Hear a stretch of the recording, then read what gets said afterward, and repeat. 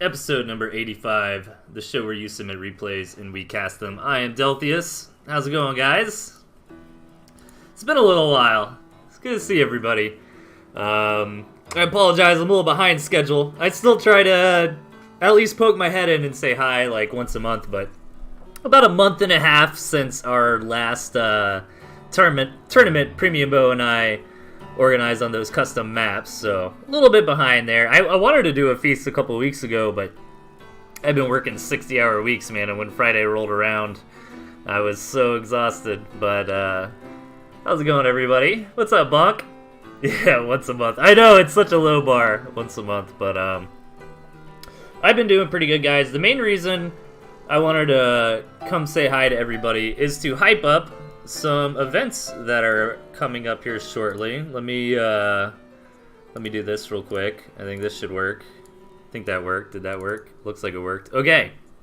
So, a couple tournaments are on the horizon, guys. Jacoby and Danny's Tournament of Power, May 4th at 1 p.m. CST. That's going to be a pretty straightforward style tournament. 1v1 random seed, default settings, no bans, no shenanigans. Giving away some Steam gift cards as prizes, so that's going to be a lot of fun. I should be, I'm signed up for that. I should be playing. I'm actually going to a rock concert that day, but I don't think I'm going to go to that till the evening and just catch the headliners because I'm that guy. But, so I should be able to play during the day. I think that would be a lot of fun. And then on May 11th, it's still kind of... It's official enough for me to talk about it, but Mishi hasn't set everything up for it quite yet. But Mishi is hosting a tournament on May 11th, guys. It's going to be at 11 a.m. EST, so I think those are both Saturdays. Yeah, back-to-back Saturdays coming up here shortly are going to have tournaments. And again, that's got a $35 prize pool. Not sure exactly how he's organized that, but it's in there. It's double limb. Each round is going to be best of 3. And I think that's going to be on Mishi's balance mod. Don't quote me on that. I'm pretty sure that's one of the purposes of the tournament. I think the term Mishi's balance mod is a little bit loose. I think a lot of people work on it together. So it should be fun. Let me turn my phone notifications down. I apologize. Feels good to be back. I have not, I haven't really been streaming at all lately, man. I haven't done, it is called Mishi Madness Mod, that is true, but I haven't really been doing anything on Delthius TV either. My wife is actually about to start streaming a lot more, and I've been pretty busy lately. I've been focusing on my job, working a lot of hours, playing some music. I've been playing some games. I'm playing a lot of Magic the Gathering. That's been fun. I played a little bit of Sekiro. That game was a lot of fun too. Got back into The Witcher 3. My wife sucked me into Pokemon Go again, so we've been playing Pokemon Go. But yeah, man, I'm hyped. I'm hyped for these tournaments. I'm gonna be casting Mishi's tournament for sure, and I'm like 90% sure I'm gonna play in the Jacoby and Danny's Tournament of Power. Additional info for these events can be found underneath the stream you're watching right now in the Tooth and Tail's events section. I think there's some links there to Jacoby and Danny's Discord and challenge. Again, Mishi hasn't set that sort of thing up yet, but he's still finalizing all that. It's easy, just quit your day job. AP Boop, are my levels okay? This is actually my first time streaming on this computer. Let's get rid of that. Yeah, I just downloaded OBS and stuff. Sound fine to me. I appreciate it. So, we got a regular show for you guys here. 12 games. And, yeah. That's about it. I guess without any further ado, let me take a sip of my Drinkaroni.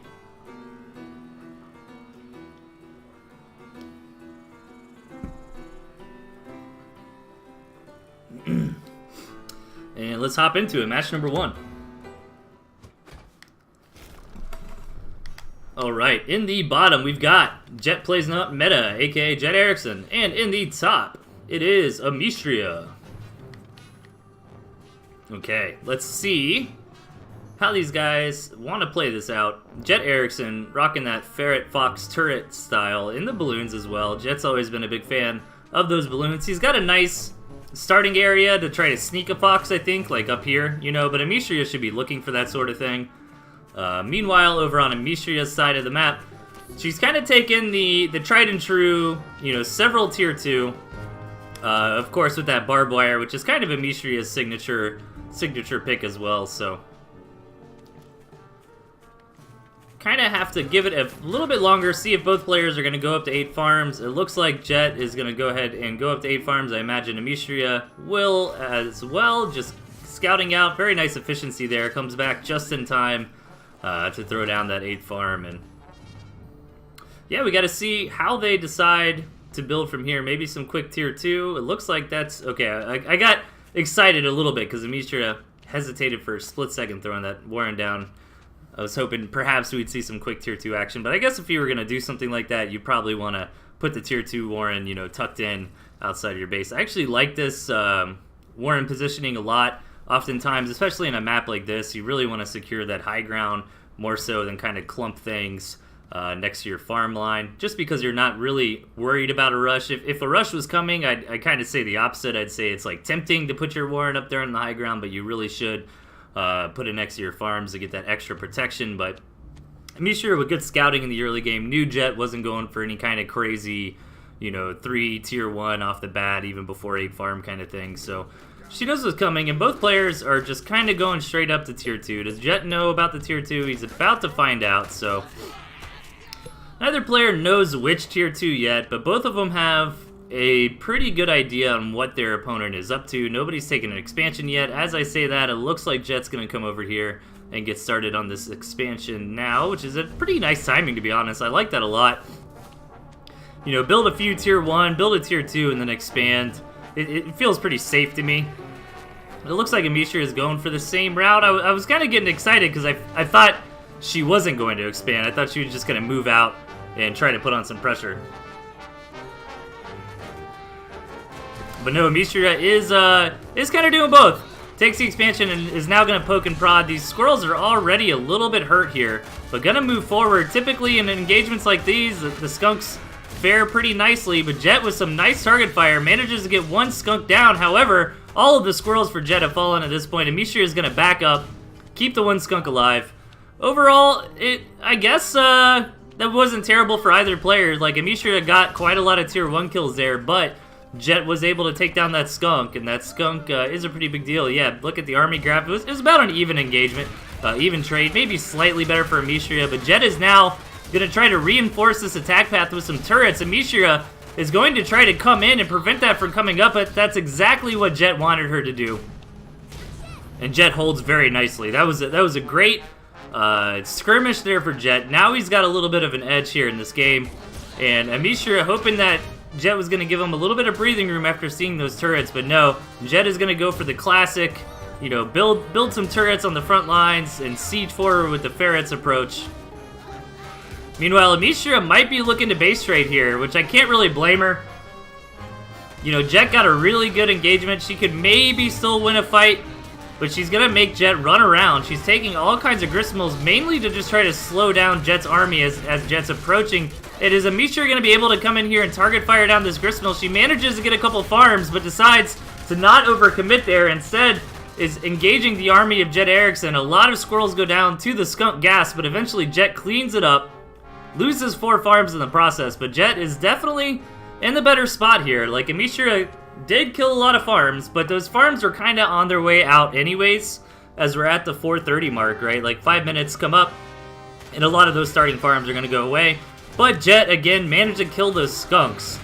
So Amisria has got no real backbone to her army anymore. And she's going to come in and try to last stand here. Battle of Thermopylae style. I've been getting into a lot of history lately. I gotta see how many history references I can make. I guess Battle of Thermopylae is like a pretty common mainstream reference, right? I could do better than that. I could do some underground references somewhere. Okay. All right, Jet's coming in. Again, Amisria is just kind of in this desperation mode. I think she's playing this very smartly. She knows a player like Jet is gonna take that advantage that he had and snowball it correctly. She can't really count on Jet just making some kind of beginner's mistake and, you know, try to etch out value that way. Instead, she's, you know, kind of conceding that Jet is going to win a straight-up fight, and it keeps trying to run around and do, like, backstabby things. And it's an interesting... I think it's a really good decision to make, but it's interesting, because it's like, well, I'm not going to win in a straight-up game, right? But maybe if I try this kind of avant-garde strategy, this guerrilla warfare style tactic, you know, there's a 35% chance I win, or something like that, you know?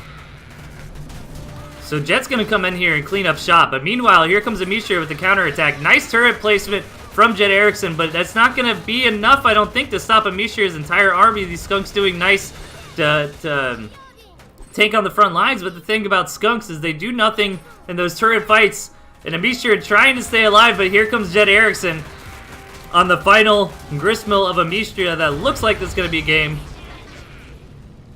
Excellent match to start things off. Hipster historian. I should have had the winter skin pack for Game of Thrones hype, right? What's up, Kerpa? Good to see you, man. I got you in a couple replays tonight.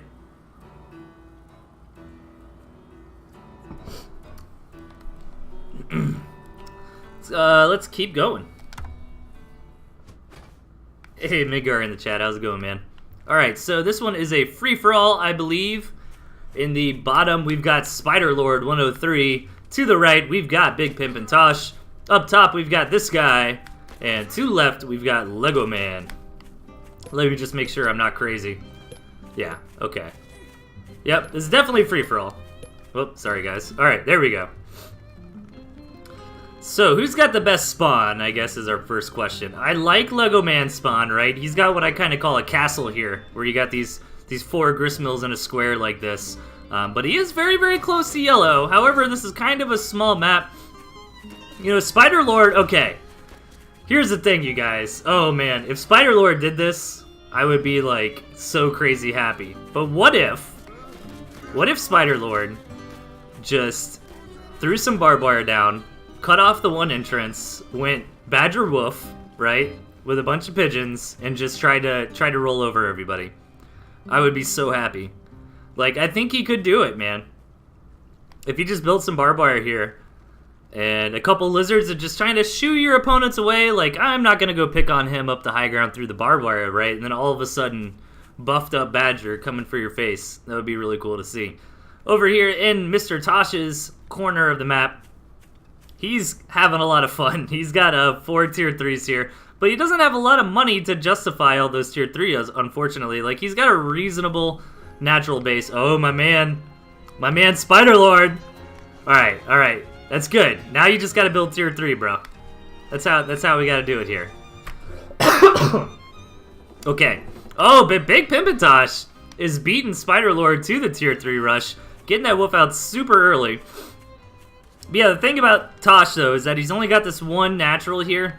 And maybe these campfires, you could argue. Like, unless he really pushes against Spider-Lord and gets these other gristmills, it's going to be rough, especially with the deck selection that Tosh has. Like, he has all these big tier 3 units, and let's see if he's able to muster up enough money to defend them. Poor Spider-Lord here, man. He's got the lizards, he's got the barbed wire, but I don't think he's put it together that he could be rushing tier 3. Instead, he's trying to get something done on the map with these lizards here. Meanwhile, up top, this guy is going super, super hard on eco. This is it's pretty high risk, high reward strat, right? Like, if nobody messes with you, you're going to be in a great spot, but you're also kind of vulnerable to shenanigans. And Lego Man kind of going for a similar route here, except for he's going to get that Fox Warren up first, and then he's just going to throw down a couple gristmills. Meanwhile, Spider-Lord, yeah, my boy Spider-Lord, here we go. Now he's thinking, now he's figuring it out, now he's got that Badger Warren on the way.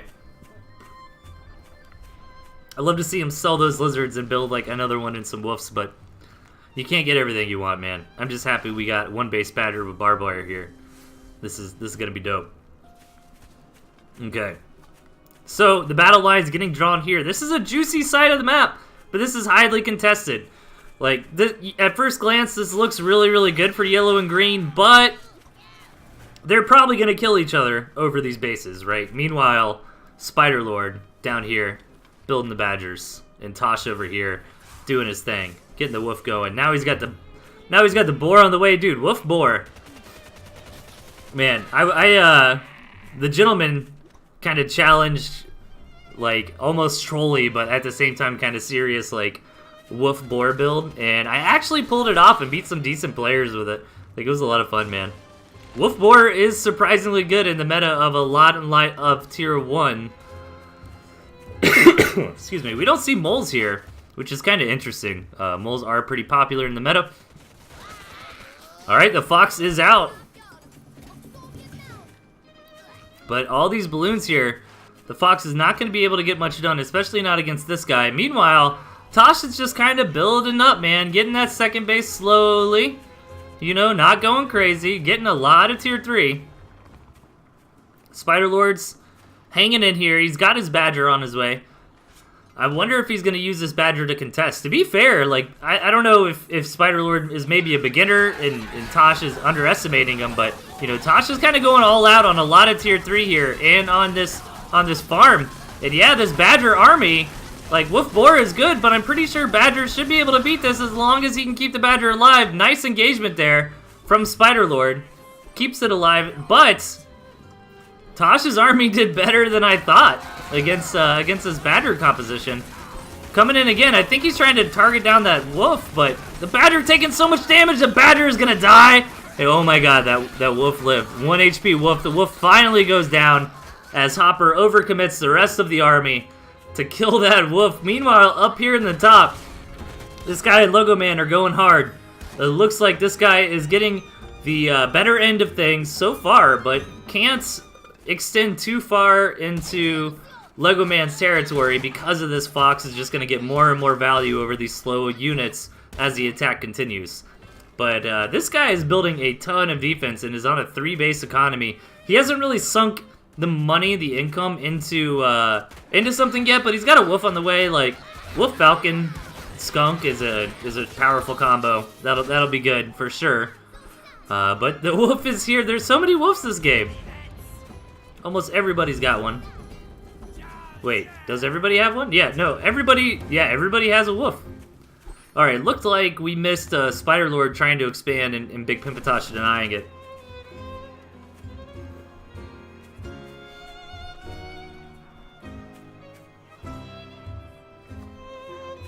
Okay. Oh, this hyped up, this stemmed up Fox, man. I always love to see that. Gets in there for a little bit of damage. That balloon granting so much vision for both players here. But Big Pimpatosh, it looks like he's had enough. I think Spider-Lord could have done it. But Spider-Lord, I think, went too hard on Lizards here. I think if Spider-Lord would have built, like, 4 or 5 barbed wire and just would have one base, like, 2 Badger, 1 Wolf, and, like, 18 Pigeons, he would have been able to just start mowing over the opponents before their economic advantage really kicked in. But Big Pimpatosh was able to secure this second base. He's really just winning the number games against Spider-Lord here. And Spider-Lord's got a couple Lizards left. Maybe he could try one last backstab on one of these players, but it looks like he's out of the race. And this is really good news for Big Pimpatosh because this guy and Lego Man have kind of been fighting each other back and forth up here all game long. And now that Tosh has defeated his red opponent, he's able to come in here and secure all these bases for himself. And his army composition is pretty damn ridiculous if you give him the economic engine to actually do what he wants, right? Like, he's got 4 different tier 3. I mean, that's pretty good in most situations, like a free-for-all. These wolves yelling so loud. Alright. I like this from Spider-Lord, man. He's got 12 lizards. He's like, I'm gonna do something before I'm out of here. He's gonna wait. He's gonna buy his time. I think he was hoping that Tosh's army moved out, but he's gonna try to get through anyways. Let's see what kind of damage he can do. Be a thorn in Tosh's side. His opponent took him out. He killed a warren. I mean, I'm sorry, he killed an owl warren and killed a farm, so not insignificant. Excuse me, guys. I apologize. I keep talking or coughing. I'm not used to talking this much anymore. My throat is killing me. But yeah, there was a good time to attack from Spider-Lord. He caught Tosh when he was out and about trying to scout with his commander. And is Tosh aware of this last campfire? Yeah, I think Tosh wasn't worried about knocking Red out of the game. He's gonna let him stick around for fun. But after Spider-Lord, you know, started being a thorn in his side, he had to finish the deal. So knocks out Hopper, and now we just got the 3 remaining left. Big Pimpintosh on the low ground, trying to poke and prod where he can, but that's so many snakes and foxes from Lego Man. A fantastic counter to the composition that Big Pimpintosh is trying to put together. You know, snakes in general do great against like every tier 3 for the most part. Dude, this fox is freaking out. So this is going to be rough for him for sure. And let's see, this guy has almost farmed out of his fair share of gristmills here. Meanwhile, Lego Man's been kind of keeping it real. You know, he hasn't been ecoing up too quickly. He's still got plenty of farms he can take there. This gristmill might not get taken by like any player. Maybe it's just too contestable, you know? It's kind of right in the middle of where all these armies are meeting up. So I'm not sure about that one. I wonder how Tosh is going to try this here. I think my money is on Lego Man's army at the moment. Let me take a look at what this guy has. Yeah, the double fox plus all those snakes plus the wolf, like, that's some real firepower there. Fox dance party, pretty much. 12 lizards in a dream. That's right, man. You gotta love it. All right, this guy. Maybe he's thinking of a backstab on Big Pimpintosh. He's throwing down a crazy amount of squirrels. Maybe he's thinking what his army needs is just more meat shields on the front line. He's gonna move in. He's got a lot of woofs here. A lot of woofs for everybody. And the big battle commences. It looks like yellow and blue are taking the brunt of it. And Lego Man is gonna be able to come in from the flank and try to clean these players up as best as he can. Oh! Alright, foxes are still alive. It doesn't look like anybody's lost like a crazy amount. I guess this guy lost more, right? Because he's got so many expendable units. Yeah, if you look at the army graph there, I was surprised. Like, blue really didn't lose much at all. It's because all of his units, for the most part, are these big, high HP, hard-to-kill units with these owls on the front line, with the boar to do the AoE. You know, I like the concept of a bunch of squirrel meat shields, but against the boar, man, like, that is super rough. The boar just absolutely shreds through, you know, tier 1 units like squirrels. And here we go. Big Pimpintosh is going to try to cross the river into Lego Man's territory, but he's got to be careful of the counterattack from this guy. This is like a triangle of doom here, man. Like, all players are being very careful to not overextend and kind of get backstabbed by the other guy, right? And this kind of poke composition from Lego Man is got to be eventually, you know, gaining value over time. Like, these foxes are constantly firing. These snakes are getting in some poison shots every now and then as well. And I feel like this is going the worst for this guy, because this guy's really got those squirrels that are just kind of bleeding off more and more, and his economy's going dry. But Big Pimpintosh, okay, he just lost a tier 3 unit. One of his batters went down. You know, if Big Pimpintosh can keep this up, he's going to win this eventually. He's the one who's got the strong economy. He's the one who's not losing a lot for the most part in these trades. You know, these foxes are mainly hitting, you know, mice or getting a shot on a tier 3, but the tier 3 heals up again. You know, Big Pimpintosh did finally lose some tier 3 in that last big fight. But he can kind of afford it. Like, he's still farming here. Like, Lego Man and this guy are basically out.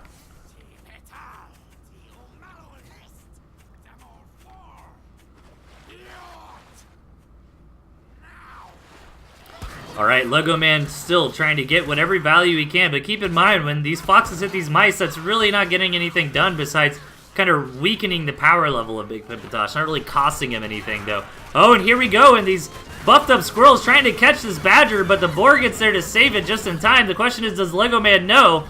And Lego Man can now backstab his opponent. Oh, he tries to get in right here, but there's no ramp.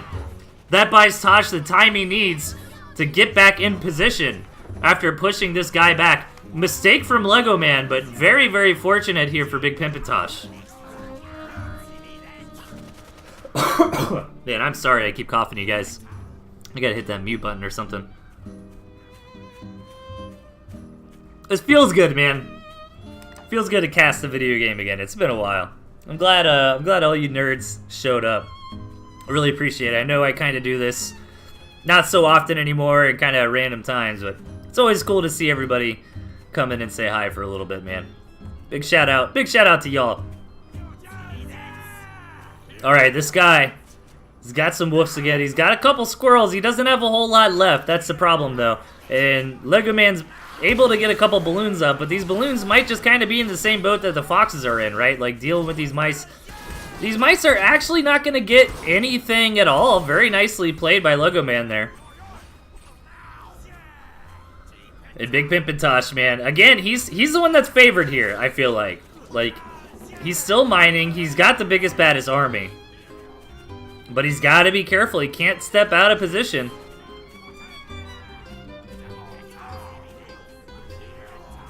I think it would be very impressive if somebody besides Big Pimpintosh won from here.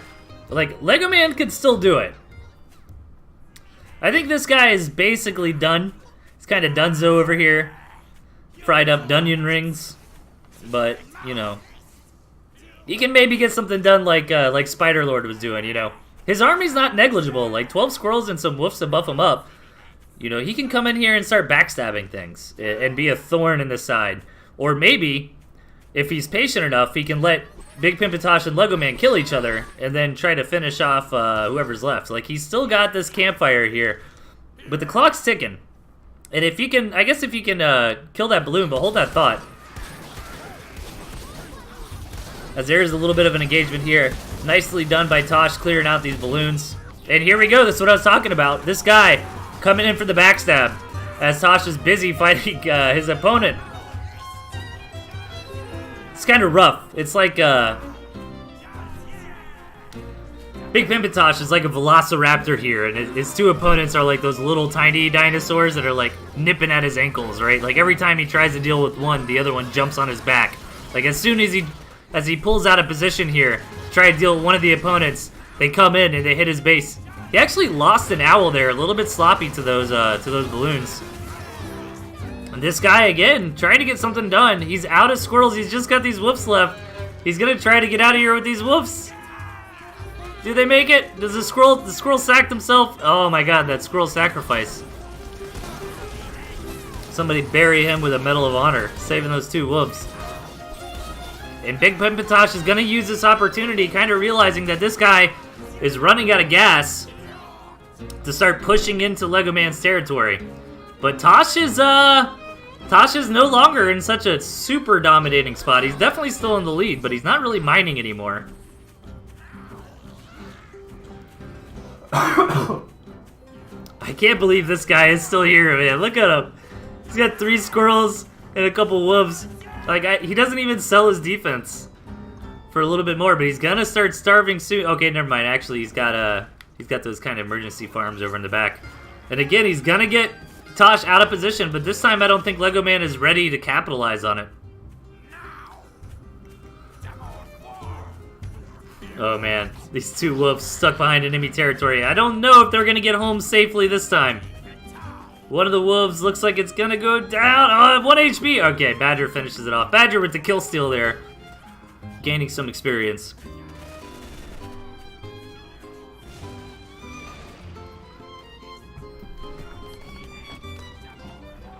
Saving Private Volkov. Okay. Alright, this guy. Okay, what's his strat? Alright, selling off the Wolf Warren, selling everything off. He's got 7 hundo. Oh man, like, the real action's going on over here, but I'm curious what this guy is doing. Does Tosh just have enough to face roll over his opponent now? Or are the snakes and foxes going to be able to hold off? I think Tosh finally has the muscle to come over. This guy looks like he's on his way out as well. He built a bunch of food as if he was going to try to like mole backstab or something, and then realized like, crap, I don't have moles. Finally taps out, and Big Pimpintosh wins it for the long coats. Really fun free-for-all. Alright, I don't know why I exited out of this. Let me load something back up real quick. Boom. Yeah, let me get some coughing out of the way. All right, there we go. I still remember one time, I was like, hang on, I'm gonna mute and cough, or I didn't even say anything, but like, I muted everything but the mic, like I muted the game and then just coughed. So it was like backwards. All right, guys, but since more people have shown up now since when I talked about it earlier, I'd like to make sure everybody is aware of some upcoming Tooth and Tail events. Even if you haven't played in a while, don't be shy, man. These tournaments are just for fun. Hop in, sign up, have a good time. If you don't feel like playing, you know, check them out. Follow them. I'm not sure if Jacoby's is going to be streamed or not. I haven't seen the information there, but May 4th, which is next Saturday? I believe that's next Saturday, right? Yes. Okay, so next Saturday, we've got Jacoby and Danny's Tournament of Power. That's at May 4th, 1 p.m. CST. Pretty straightforward tournament guide, just 1v1, you know, no BS, no bans, no custom maps. He's giving out some Steam gift cards as prizes. I'm participating in that one. Should be a lot of fun. I do have other things to do in the day, but I think that's early enough where I can get in some games of Tooth and Tail and have some fun with you guys. And then the Saturday after that, May 11th, Mishi is hosting a tournament. Some of the details are still pending there. That's going to be at 11 a.m. EST. I will be casting the Mishi tournament with Mr. Mishi himself, probably on his channel. And that's going to be double limb, best of 3, $35 prize pool. Don't quote me, but I think Mishi's tournament is going to be on his balance mod, the Mishi Madness mod that him and I think Eel and a couple other people have been iterating, trying to fine-tune the balance, make the meta as enjoyable as possible. So definitely check those events out, guys. It's going to be a lot of fun. I also have the information for that underneath the stream you are watching right now. So check that out. There's some links there to some tournament discords and such. And yeah, it should be good. Oh man, you guys want to do some betting, some wolf coin betting? Woody Pun, aka Big Pimpatosh, in the chat said he'll be streaming at least some of Jacoby's tournament. I don't know if Premium Bo's still here. Can I set up bets real quick? If P-Boop's still here and you're not busy and you want to set up bets, that would be amazing. What was it? I think it was Stream Elements. It's been a while. Alright. You guys want to do some wolf coin betting? That'd be fun. Let's see. Log in. Connect. You know what? While I'm doing this, I could probably have, boom, have that up. Presents. You wanna do betting, P-Boop? You wanna get some bets going?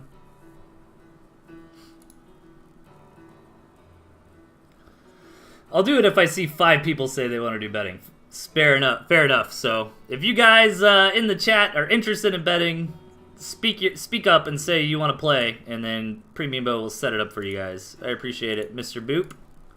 All right. Let's get back on track, guys. Enough talking about other things. Let's hop into match number 3. All right, guys. In the bottom, we've got Doohoo. Oh, I'm sorry, this guy. And his opponent to the right, we've got Doohoo. All right, this guy and Doohoo are both still pretty active players. They're hitting that ladder pretty often. So it'll be kind of cool to see where the meta is at lately. Like, a lot of my replay, I've just got a stack of replays. I do encourage people, even though I don't stream that often anymore, do keep sending me replays at ToothAndTailTV at gmail.com. That way, when I can stream or when I do want to stream, I've got plenty of ammo. Like, I've still got a lot of replays in the bank to get to, man. Like, I think after tonight, I'll still have like over 40. So, but this is a fresh one. You know, some of them are a little old at this point, but this is a fresh, dank, new replay here. I'm fairly sure. So I'm particularly interested to see if the meta has really changed a whole lot. I mean, so far it looks like Doohoo is rocking the owl, which seems pretty good, but it's a little bit questionable at a high level, in my opinion, because the Badger is so popular. But it looks like Doohoo's quite aware of that, and he's bringing the Snake and Mines to kind of combat against a Badger. So with the conjunction of the Snake and Mine, I think the Owl is a pretty good pickup here, because you're protecting what it's bad against. And meanwhile, this guy is a little more tried and true with the Squirrel, Mole, Pigeon style. No toads from other players. I remember when I was really paying attention to the scene last, Squirrel, Toad, Mole was very strong, but so far tonight we haven't seen any toads at all. So these players opting not to go for that.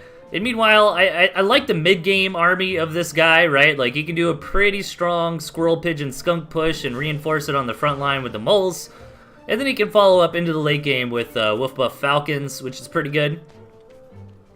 So overall, to be honest, I really like both of these players' decks. I don't think this is a, oh darn it, one player's got Fox and the other guy's got a ton of defense and, all the anti-Fox repellent spray or anything like that. Like, these deck matchups seem pretty even to me.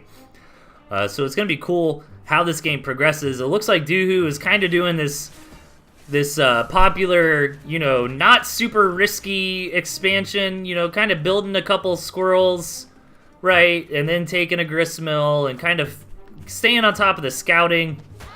I think it was really smart of him to take 4 farms there. That is a little bit greedy, but it's not like he went straight 8 farms or anything. However, I feel like Doohoo's decision to take the 4 farms there over, say, like 1 or 2 was really well informed. Like, he's been able to read out what this guy is doing so far, and this is kind of the classic, really any RTS kind of situation where, if you're both kind of playing it safe and expanding up, the player who can just be a little bit greedier often ends up in the lead.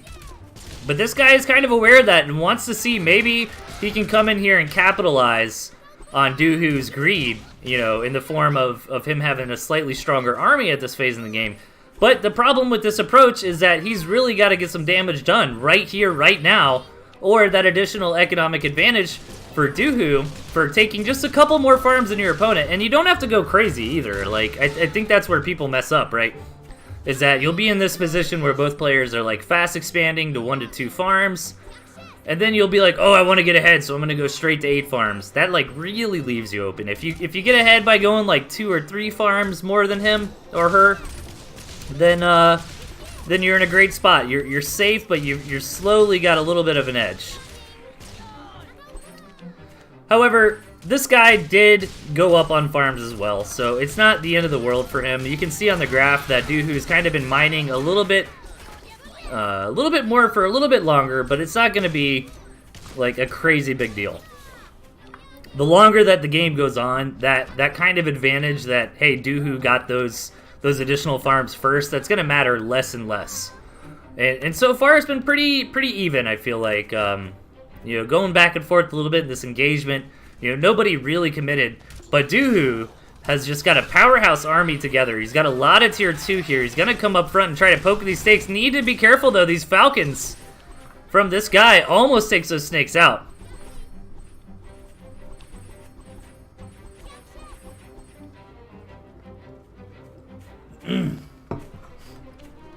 Okay, you got 3 people that said they want to bet, P-Booth.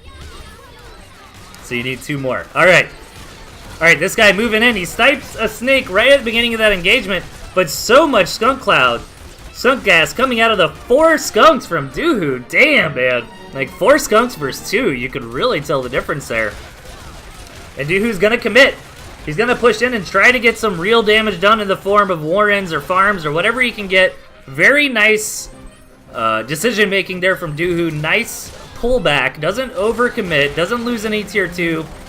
Damn, very nice pullback again. Like, I thought for sure that Falcon from this guy was gonna nail one of those skunks. But so far, Doohoo doing a great job, really showing why he's one of the best players in Tooth and Tail at the moment, in my opinion. Just great micro, great decision making, great control.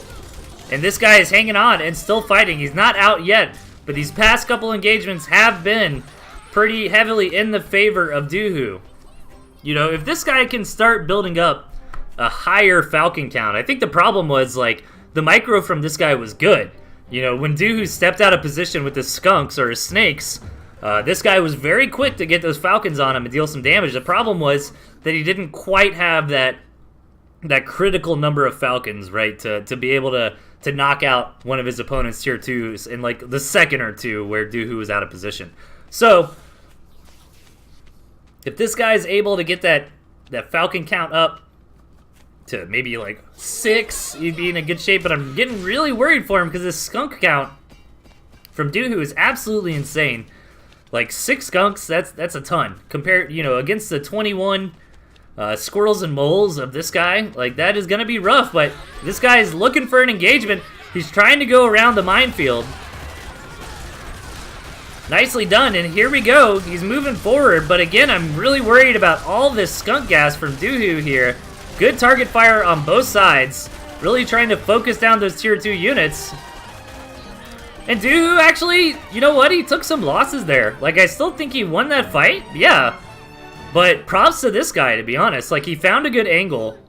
Like, I think Doohoo was very favored to win that, in my opinion. And he only won it by a little bit, right? So I think that was exactly the engagement that Doohoo needs to get back into this game. And I think we can see why. As Doohoo had tried to tech switch into Owls, kind of right as that fight began.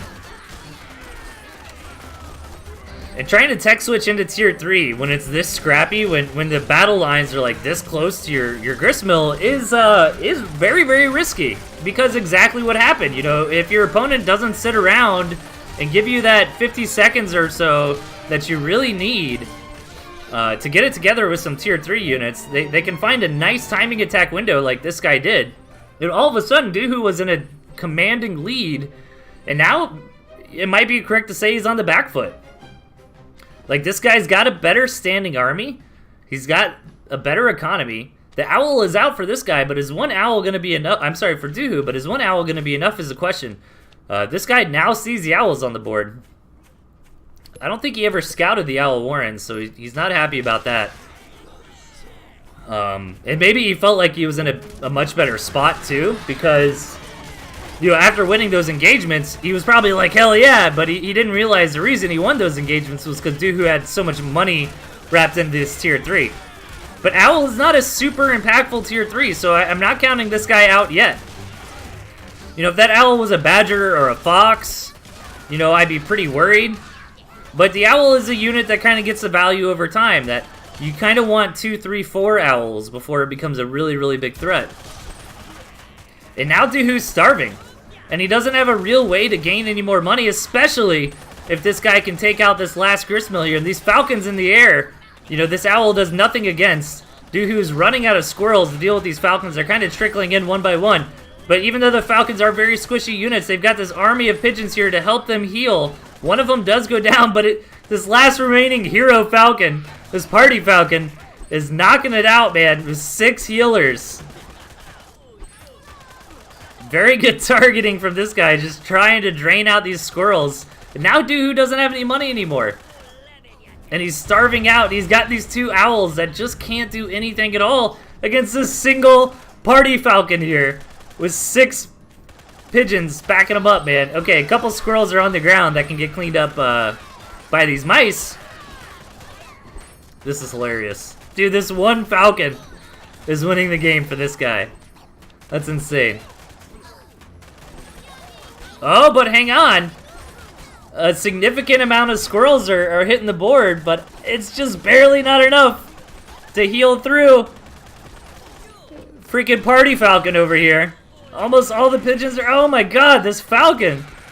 This might be like the biggest value falcon in the history of Tooth and Tail. I think it's that big. I'm gonna make that big of a bold statement. I wish we could see like a damage done or kill count or something like that. Like, think about how much that falcon got done, man. How many squirrels did it kill? I think it killed an owl, it killed a gristmill, it killed a couple warrens. Like, it's still going. It's getting this cabin over here. Like, this is an entirely different video game. Alright, a couple more falcons join the fray. And Doohoo really doesn't want to lose this game. but it's looking bleak for him. He's trying. I don't blame him for staying in. You know, he's trying to find that crazy scenario where he can sneak this owl by and use the mice to take out the gristmill of his opponent or something. But I'm pretty sure after this owl dies, that's going to be when Doohoo taps out. That's going to be it. Very nice victory there from this guy.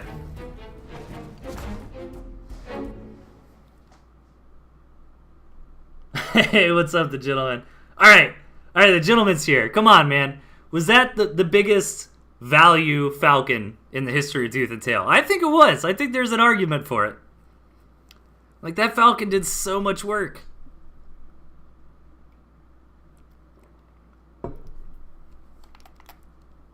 It's gotta be. Like, when was there ever a falcon that got more done in the entire history of VSL? God, we're only on game number 4 here. Alright, guys, let's keep it going.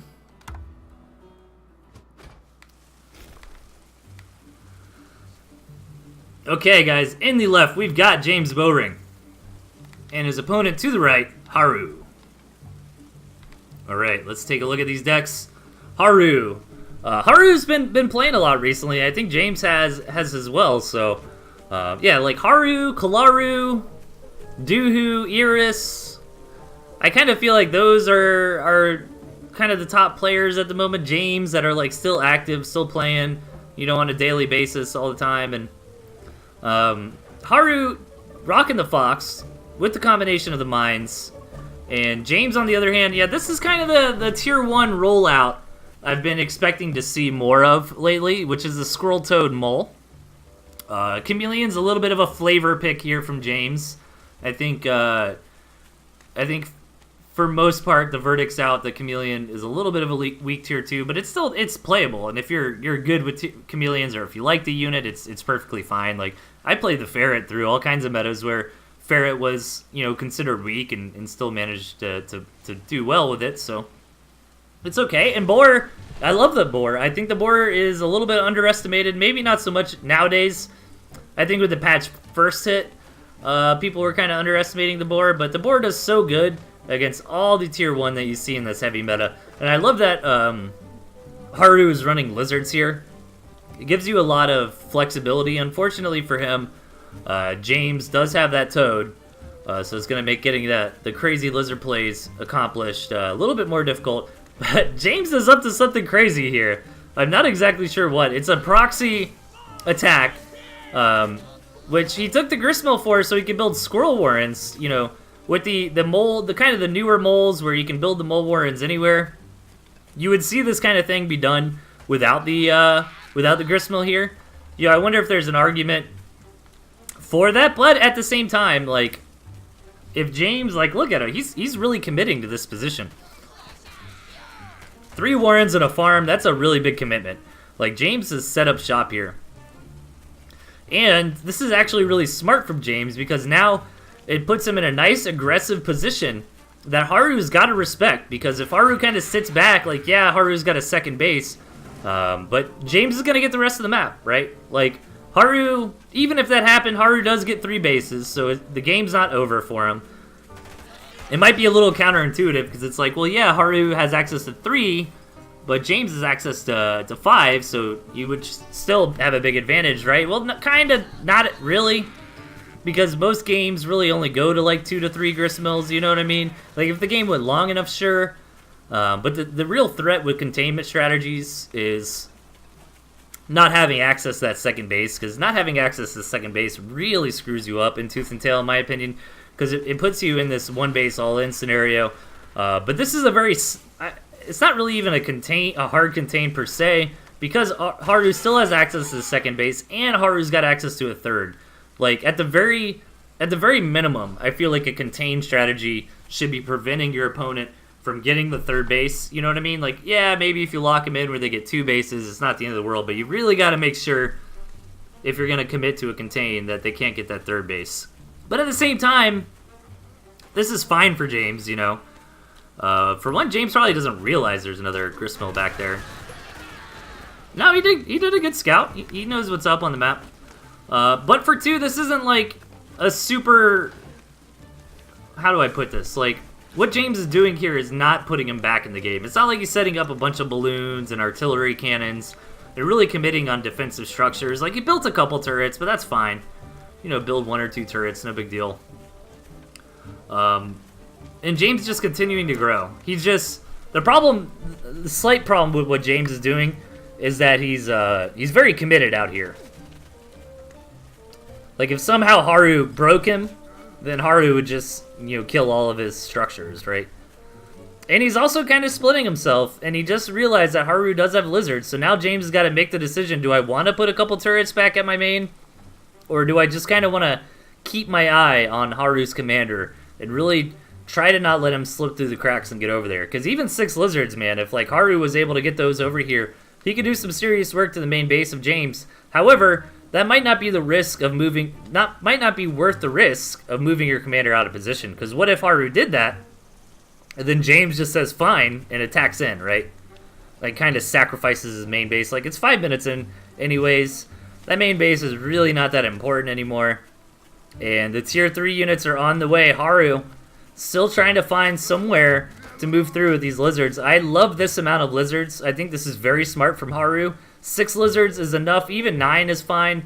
I don't want to see him build more than this, though, because this is kind of the perfect amount to threaten flank attacks. You know, you kind of got to respect him.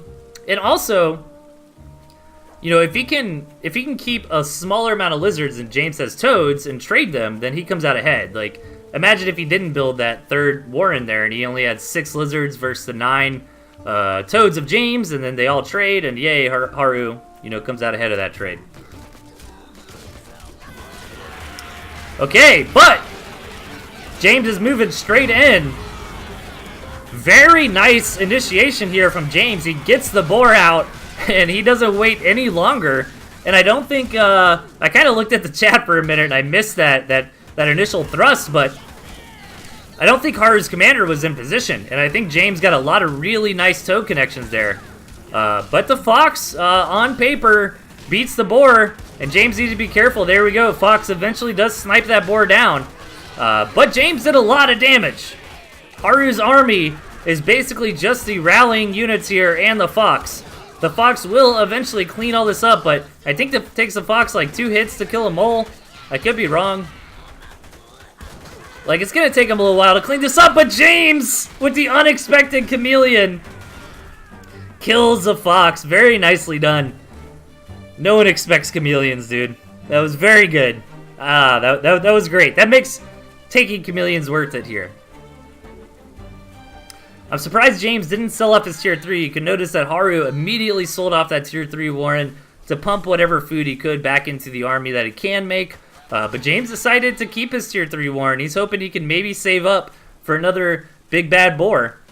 And you can see him trying to sell off a couple things here and there to try to get that money. But the engagement happens right before. I think his food got up to like 160 or 157. So if he could have waited just a little bit longer, he could have paid for that boar. But it's not going to matter because those toads got such good connections there. Like, look at that army value graph, man. That was a big doof. James just doofed all over that. And Haru's looking rough now. He's still got that 3rd base kicking. He's still got a nice economy, but he's got really nothing on the board. His army comp is not really well suited to deal with what James is putting out. And James is just waiting on that boar again, you know. He's going to re-rally up a little bit. He's still got a gristmill with additional farms that can be taken. I figure he's just going to wait a few more seconds for the boar to come out and try to smash in and call it a game. Let's see if Haru is able to defend here. I think Haru really needs to position his lizards to try to soak those toads as best he can.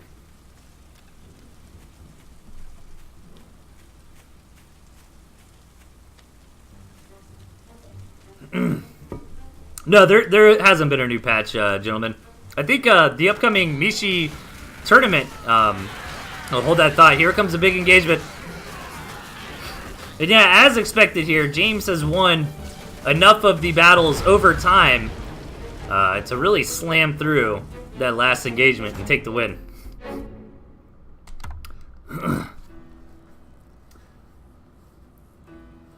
What was I saying? Oh yeah, there hasn't been a new patch, but Mishi's tournament on May 11th, I believe, is going to be on a balance mod, as him and I think a couple other people are tweaking with some units and seeing what comes out of it. Why are there a cam? I don't understand. Did you see? I was saying the same thing, Jen. But did you see that chameleon take out the fox? Is there a tourney tomorrow? No, there is not, but there are upcoming tournaments. I might as well advertise it again, because that is the theme of this show. Boom. So, there is a tournament next Saturday. Jacoby and Danny's Tournament of Power. Big Pimpintosh might be is going to stream some of that at the very least on WittyPun7, Twitch TV/WittyPun7. I'm going to be playing in that tournament. It's going to be a lot of fun, guys. It's going to be a super casual tournament. Just a run-of-the-mill 1v1. No BS, no bans, no custom things. Just a straight-up tournament. Should be pretty short and sweet. Should be a lot of fun, man. Definitely sign up for that. And then the week after that, Mishi's doing a tournament on May 11th. I'll be casting that with Mishi, probably on his channel. And I believe that's going to be on a custom balance mod as well. So we can have some fun with the tournament and also kind of collect some data on maybe an upcoming balance change. Boom. Alright. Advertisement done. Hi, Mishi's in the chat. There you go. Mishi Madness mod, monetized mashup. And again, underneath the stream you're watching now, in the events section, there's the information listed there as well. Discord and challenge for the Jacoby tournament. Mishi doesn't have that stuff put together yet, but once he does, we will get it out to you guys. Speaking of Mr. Mishi, let's hop into batch number 5.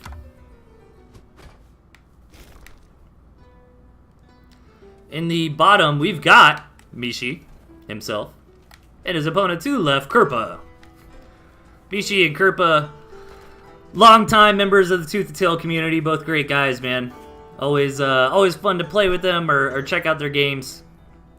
So I'm interested to see what's going to happen here. Both players with the wolf, with the squirrel pigeon. But again, Mishi rocking the chameleons, you know, which I was kind of questioning when James took it. Gentlemen in the chat's like, why are we seeing chameleons? I kind of agree, but the chameleon wolf falcon synergy is pretty cool. Buffed up chameleons can do a lot of extra work, and then, you know, the chameleons do the damage, take the hits on the floor, and the falcons do the DPS in the air. Meanwhile, I think Kerpa's deck is a little more tried and true. Squirrel, mole, pigeon, skunk makes for a very nice early game pressure attack that you... what I think is really cool about that combo for an early... oh, but hold that thought. Kerpa with a little bit of shenaniganery here with a 6-farm Warren coming in for Mishi. Mishi does scout it out in time. Only loses just a slight little bit of food. Playing this carefully so far, but Kerpa's here with 2 squirrels against nothing. I think Mishi is for sure going to lose a pig. Oh, barely loses the pig. Manages to take the 2 squirrels out in the process, though. So not a huge food differential there. I think Mishi also lost 6 food off of a cell. So Mishi lost 66 food. Kerpa lost 40. So Mishi down 26 food. But that's going to be offset a little tiny bit by Mishi getting the faster farms. So overall, fairly even opening. But yeah, the 4 kind of first units in Kerpa's deck, the squirrel, pigeon, mole, skunk, I think is really interesting because you can do a lot of different openings with it, right? Like you can do just like an all-in-ish kind of attack where you just, you know, go super hard on aggression, don't expand at all. You do something like Kerpa's doing now where you take a gristmill, you know, put a couple farms on it, and then put some pressure on your opponent. Or you can really be minimalistic with your tier 1 and maybe just, you know, 1 tier 2 Warren and try to go super hard on that second base because, you know, skunks and pigeons are also pretty nice on defense too.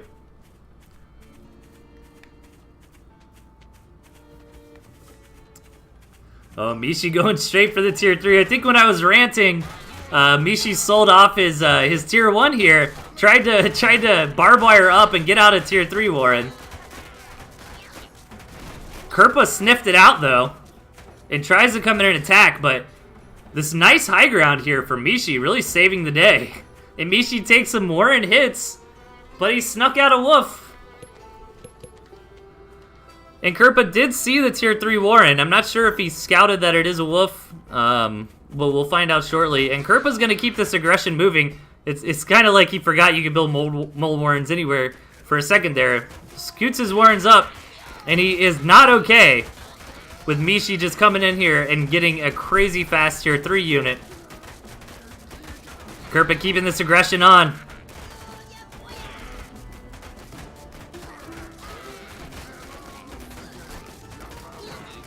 And it looks like the Wolf will spawn, but Mishi just doesn't have anything left.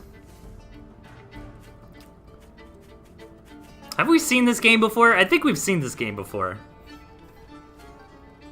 Or a very similar game. But even if we have, my mistake, it's still interesting enough. And it was so long ago that I don't think y'all remember. But Kerpa moving in with a huge force. Only the Wolf and a couple squirrels from Mishi remain. This barbed wire actually getting a lot of work done.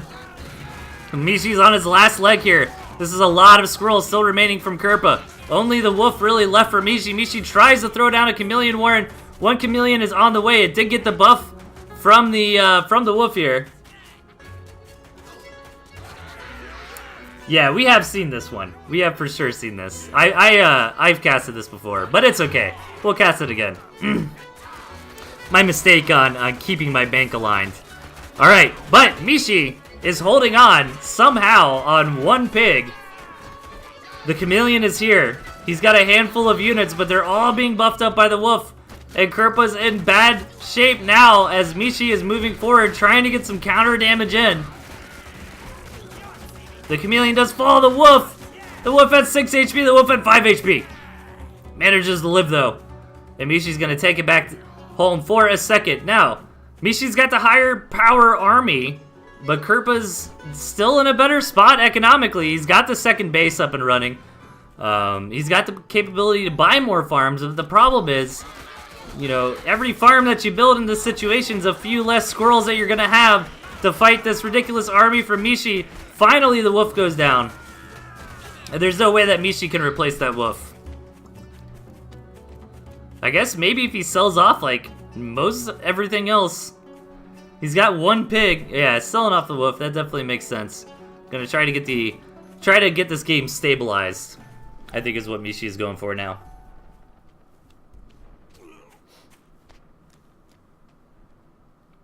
Don't underestimate the Wolf buff pigs. That's very true. I think that actually made a pretty big difference there. You know, increasing attack speed is always a big deal. Kerpa with a monumental force moving in. 12 tier 1 units against 5 and a Chameleon. Mishi can micro this Chameleon though, keep it alive. Very nicely done. And Kerpa doesn't quite get the damage he was looking for. And is forced to go home.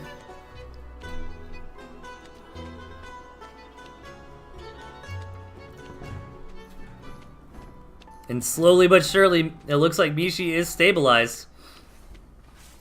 This Chameleon composition actually getting a lot of work done here for Mishi this game. Being able to get in there, tank a bunch of hits with the Chameleon, you know, get a couple of kills with it, and then stealth just in time before it dies. Re-heal up. You know, now Mishi's in the economic lead. Kerpa with a strike force left, coming in to size up his opponent. 3 squirrels, a Chameleon, and a pig. You know, verse all this from Kerpa, but just in time, another Chameleon spawns. That's a big deal for Mishi. The Chameleon does fall, but it gets so much work done. It is totally worth it.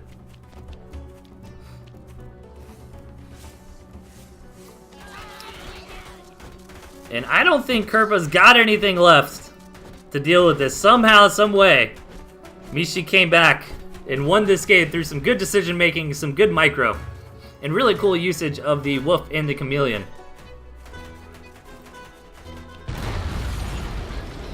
It was a very good game. It was worth restreaming. I have casted that one before, but that's a phenomenal game, so definitely worth checking out again.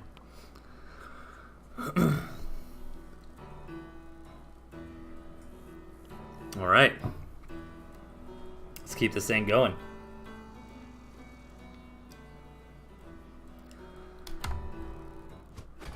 We've got the 80th submission from Mr. P-Boob, everyone's favorite mod.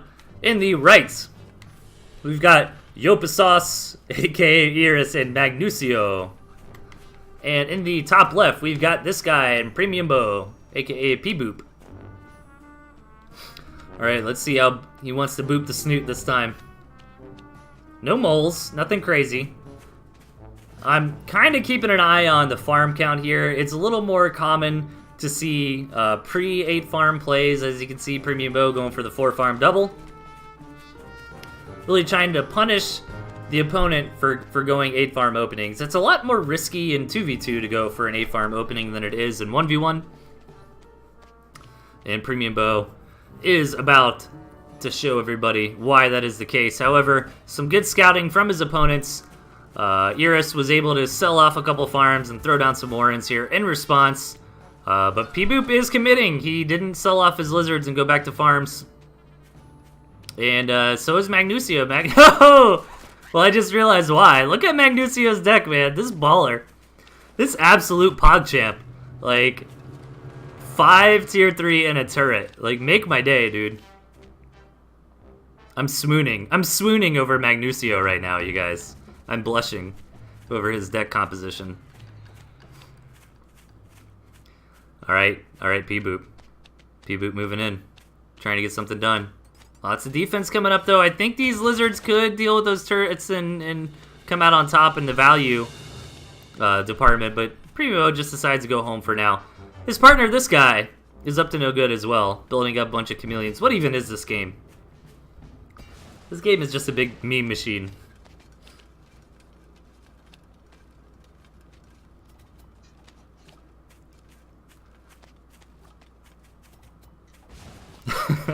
YMG and not Artie? That is a damn good question. You know, if he went artillery, then everything in his deck would cost 180 food. Like, that's pretty cool. The 180 deck. Because it can turn a game around, you know what I'm saying? Oh, that was so bad. That was so bad, you guys. Alright. Alright, second base is getting established for red and blue over here in the south. This map is looking pretty good for them, to be honest. Like, let's see. 5 gristmills and a cabin versus 4 gristmills. But these kind of gristmills right here are a little bit harder to take than this nice area that red and blue are enjoying. Alright, sneak attack. This guy moving forward with a bunch of chameleons. Ooh, does Magnusio... Magnusio sees it, though. He knows he's doing something. Not sure exactly what's up. He knows it can't be good. Here we go. Chameleon sneak attack. I wonder if 4 chameleons would have been enough to just, like, YOLO down the Gristmill real quick. But instead, he's going for a lot of the pigs. Manages to re-stealth 2 of them. Not super bad. Meanwhile, Premium Bow attacking the flanks over here while red and blue are distracted by the chameleons sneaking around their base. And right as red and blue shift focus to try to deal with Premium Bow, this guy strikes again with his chameleon and grabs a couple more farms. Nice teamwork there from green and yellow, kind of pulling their opponents, apart from the sides. Lots and lots of defense coming down for red and blue, though. I mean, it kind of, in my opinion, maybe a couple too many turrets here. Like, I guess it does make sense because the comp that they've seen is like Lizard Chameleon, and that is a very nice comp to be able to run around and deal damage here and there. But really, like, what's this turret gonna do? You know, if a pack of lizards or a bunch of chameleons comes up here, they're just gonna kill that turret very quickly. To really secure this area, you'd have to commit to like 3 or 4 turrets, and then that's just too much.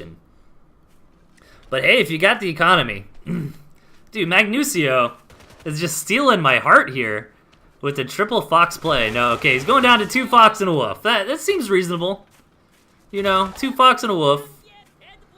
I mean, it would have been hilarious if he picked all the tier 3 and then he just built like 6 foxes, you know? Yeah. So, all right. Iris thinking he's got his act together enough to come in here and start putting on some pressure. You know, surprisingly, green and yellow, I feel like they've had just kind of a skeleton army for most of this game. Been getting away with it by putting on just little pokes and prods of pressure here and there. and have really made their opponents overreact. And look at this big tech switch. Like, all the lizards got sold, all the chameleons got sold, a ton of tier 3s coming down. Wolf to buff up some snakes and some boars. That's a lot of boars. 4 boars.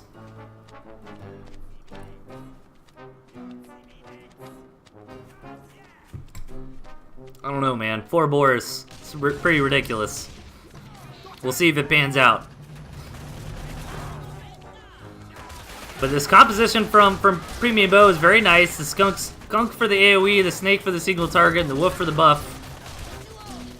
But the double fox here, able to one-shot units that the fox normally is not able to one-shot. Really helping to get some value there. And the cavalcade of tier 3 is slowly starting to be put together here for Magnesio.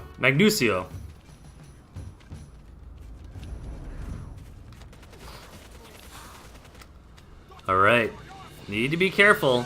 This looks good for red and blue, right? Like, or am I crazy? But the boars are almost here, you guys. I smell bacon. It's coming. Bruh. All the boars. Alright. But Premium Bow is kind of getting into a 2v1 before his teammates ready. Managed to take down a fox, though, and here comes the boars. What is that, a puny single boar? We've got 4 boars, bro. So much fire. And, I mean, 4 boars. It's pretty good, apparently. 1 HP on one of those boars. Badgers here. These boars don't have any backup anymore. They need to start retreating. This badger is just going to clean up shop, though. Manages to get another boar. Only 1 boar remains.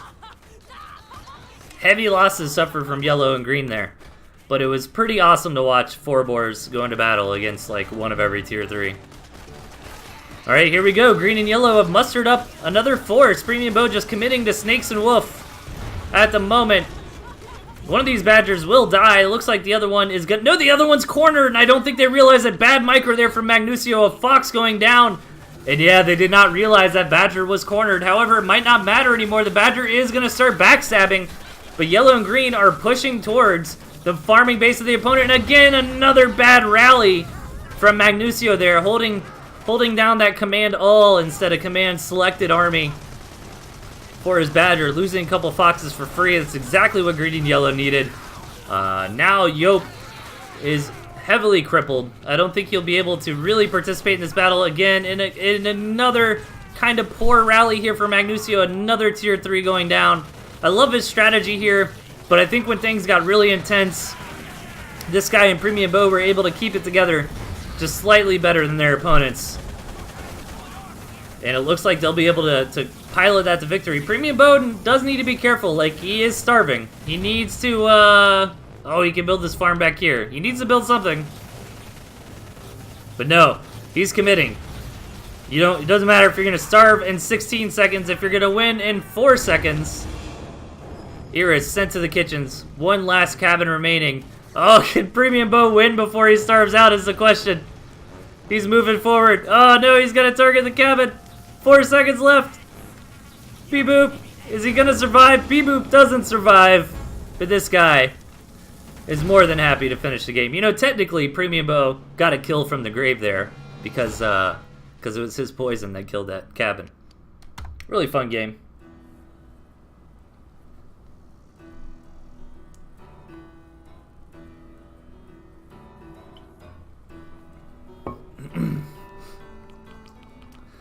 Alright guys, let's keep the ball rolling with match number 7.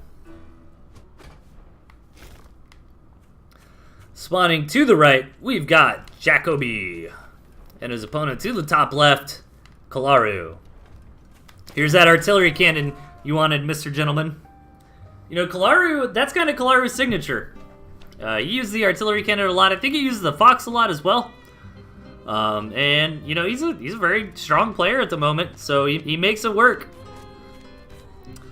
Squirrel Mole, Skunk. Very nice early game here for Kalaru. Meanwhile, Jacoby does have the Squirrel Toad.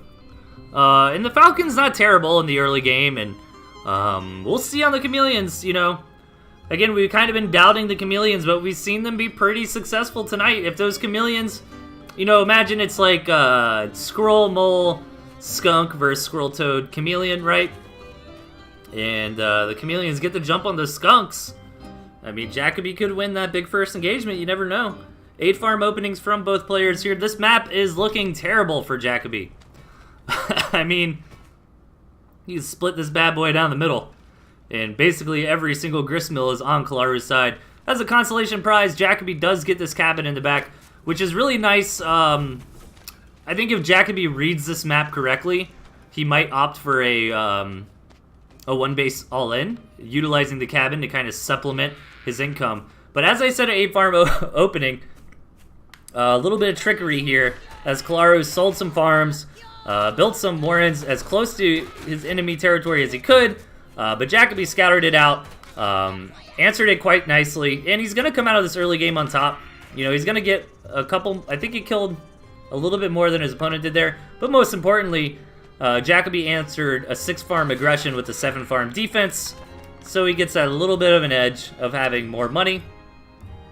However, not the end of the world for Kalaru. It's a very, very small advantage that Jacoby has here. He can certainly capitalize on it if he pushes with pressure, but the longer the game goes on, the less and less that little engagement at the beginning will matter. You know, Kalaru's not crippled or anything at this point. He's definitely still in this game. It's just slight favor to Jacoby after that opening.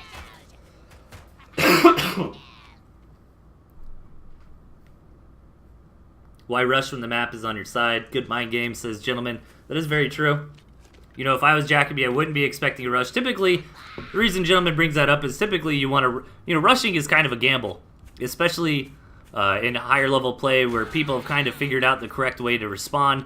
So when you're in a position where the map is on your side, why take the gamble? But here we go, Jacoby moving forward, just busts through those initial warrens with the Toads, and he's mustering a nice little attack force here. And, you know, he actually is capitalizing on that opening. Like, I do feel like you have to acknowledge that, you know, 40 to 60 food advantage that Jacoby got out of the openings there. When I was saying it wouldn't matter, like, if both players kind of went to second base, second base, then it wouldn't really mattered, right? But right now, it kind of does. And Jacoby won that engagement again. So this is kind of engagement number 3, with Jacoby winning the first 2. But he's being very cost ineffective with these Toads, I feel like. The Chameleon's not doing a ton there. I'm not sure if he lost 1 or 2. I wasn't paying close enough attention. But now that these Skunks are here for Kalaru, this continued aggression from Jacoby is going to start having diminishing returns. You know, I guess the Toads knocked out the Warrens really quickly, so you could argue, like, the Toads traded for the Warrens, but I feel like the Warrens would have died anyways of the Squirrels. I think you for sure don't want your Toads hitting the Warrens. There is exceptions to that if you're just trying to bust, you know, like a big bust through, then you might not mind that sort of thing. Very, very nicely done there by Jacoby, getting that farm for free and running away with the Chameleon.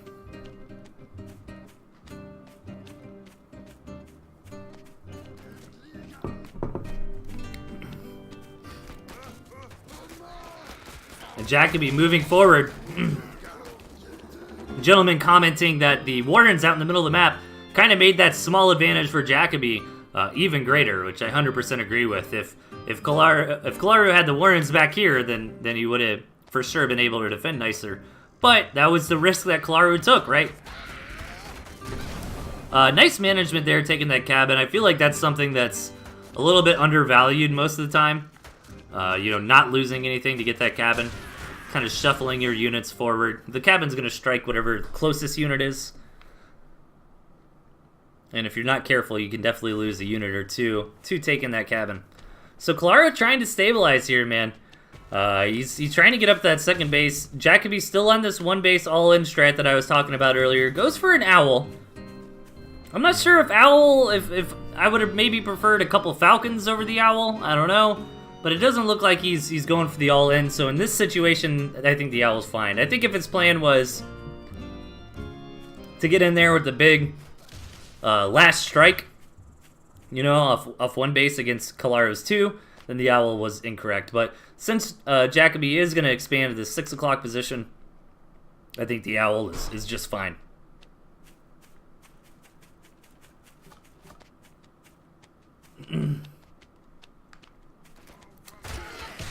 So Jacoby's just trying to come in here, get a read on his opponent. Very nicely done there. He gets to see just how greedy Kalaru is being. And now he knows he's safe to come home to his 6 o'clock base and throw down a couple farms here. And I don't think Kalaru's seen the owl yet. Yeah, he hasn't seen the Warren. He doesn't know that Jacoby's going up to that tier 3 unit yet. Let's see how good of a scout Kalaru gets here. He is going to see the second base for Jacoby, and he's going to decide that's all I needed to know and come home. At the moment, Kalaru is enjoying a nice little economic advantage, but Jacoby is going to get there eventually. And maybe this owl army advantage that Jacoby has is enough to kind of even that out. Ooh, I wonder if these mines are going to get something done, or if Kalaru knows that they're here. If he sends the mice through there, it's going to be such good value for him. Yeah, the mice blowing up all those mines. Jacoby's got to be super happy about that. Free 80 food. And 4 mines like that could have been devastating. Keep in mind, the mines kind of do that daze effect now, where they slow the units down as well as deal damage. So, imagine if Jacoby's whole army walked over right there. I mean, that could have been devastating. Kalaru gonna try to turtle up, though, and hold down the fort with an artillery cannon as he tries to get to his own owl. Jacoby gonna move in for the scout, sees the owl timing here. Knows that he's got the better tier 3, but knows that his economy is a little bit behind. But now, taking this center gristmill is a really bold play from Jacoby, but I think it can pan out for him. He's getting some balloons up, which is gonna reinforce his position. And if he can manage to force the engagement to happen underneath balloon fire, that's going to put him in a nice advantage during the big fights. Kalaru's thinking about trying to sneak in here and kill that balloon, but decides against it.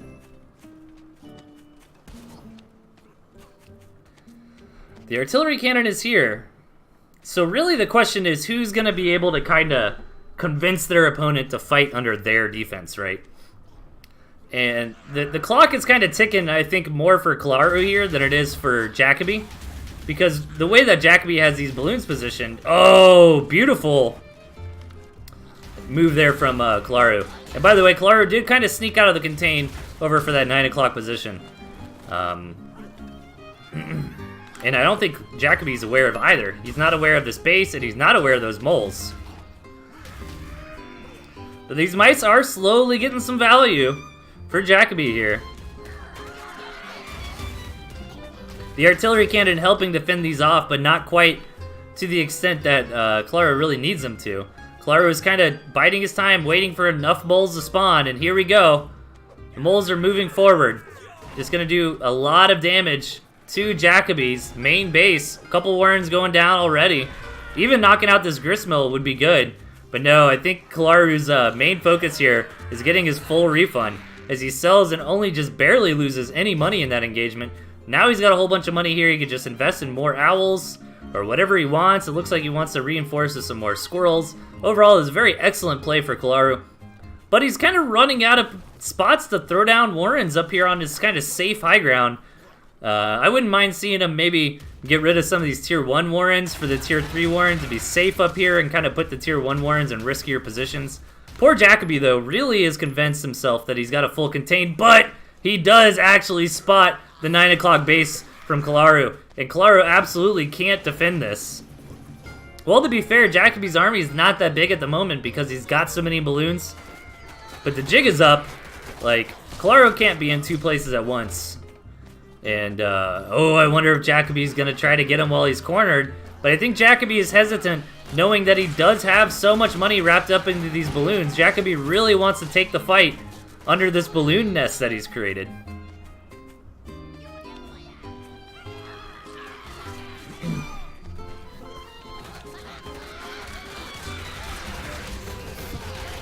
Jacoby should sell everything for Toad, says Pre-Bebo. Dude, that'd be my kind of game for sure. Alright. Like, this is still looking good for Jacoby, I feel like, because he's enjoyed an economic advantage for so long.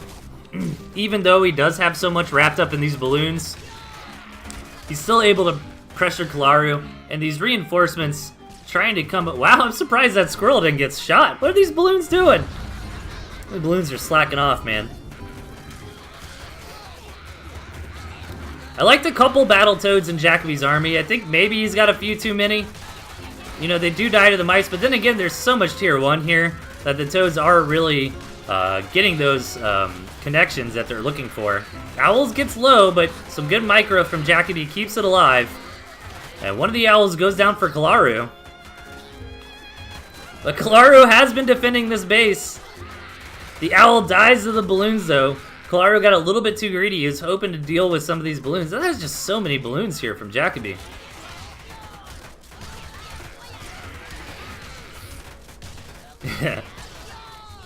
Gentlemen noting the snipers made up for their being on strike earlier and taking out a couple Owls. There we go. Jacoby finally wins the game. Really cool match. Well played on both sides. Okay.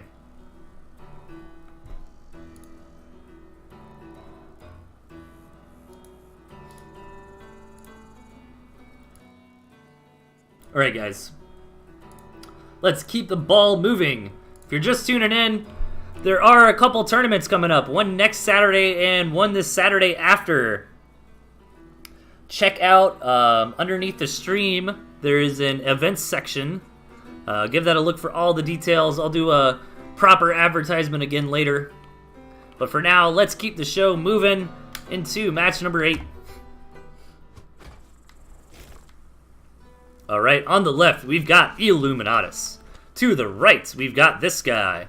And up top, we've got Big Pimpintosh, who Big Pimpintosh definitely wins the flavor award for deck composition here. It's always fun to see guys not taking free-for-all too seriously. Of course, I'm not knocking guys who try hard decks, you know, in free-for-all situations, but it's just fun, man. Like, look at Big Pimpintosh over here, just having the time of his life with Owl Wolf and defense. Like, let's see if he manages to pull it off. He's got a nice little castle going here with the 4 Gristmills and a pretty decent setup.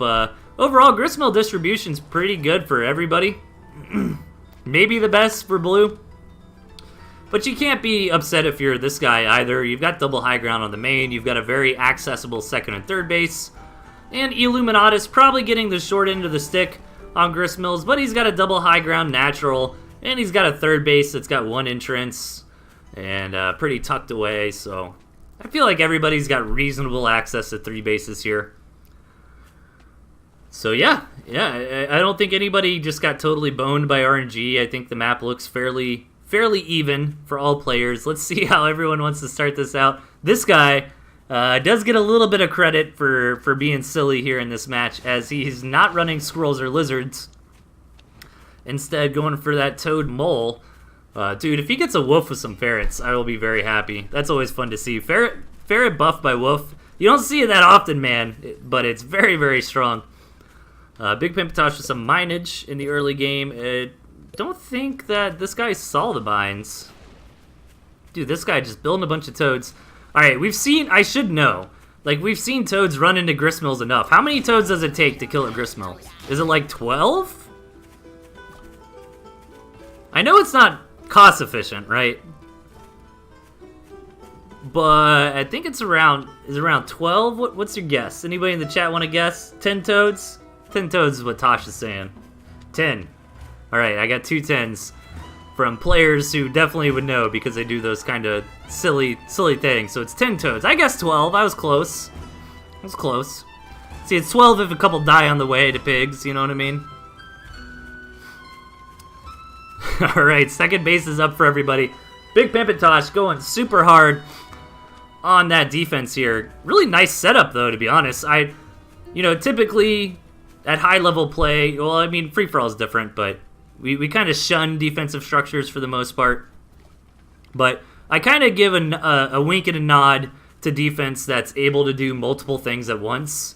You know, if a defense is able to pressure an opponent's expansion while guarding yours, or in the case of Big Pimpintosh here, you know, this balloon and this artillery cannon are kind of defending 3 to 4 bases. You know, when you start getting up to like, hey, this one balloon is defending multiple bases, then I think even at a high level you have to you have to admit that it's worth. But the problem is the argument is like, this money that's been spent on the defense right now, if he doesn't get attacked and the defense doesn't do anything, dude, Toads Magodes, oh my god! This guy! Yes, alright, it's begun. Nicely. That was actually pretty well done by this guy. But anyways, the argument is, well, he could have built more farms, or he could have got a tier 3 earlier if the defense doesn't do anything. But it's a risk to not build defense. You're feeling safer. Like, yeah, it's not 100% super try-hard efficient to have this defense here if it's not doing anything. But after you've built the defense, you know, okay, now I can go ham on farms. Now I can get to tier 3. I feel safe. I feel comfortable. And also, since this is a free-for-all situation, you know what?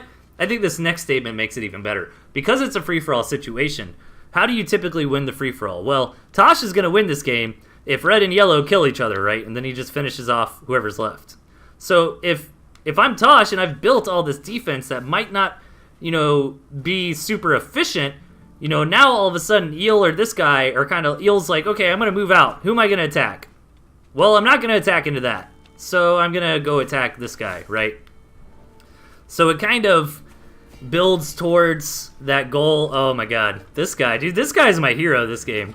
As much as I'm like analyzing Tosh's investment into defense, like this guy's the real MVP here. But you know what I mean? Like Tosh has basically prevented his opponents from attacking him. So therefore they must attack one another. Which is exactly what's happening, as you can see down here in the bottom. This guy. With a lot of moles. In a dream. See, what he's got to do is get the moles to attack like this gristmill, and then have the toads come in and attack that one.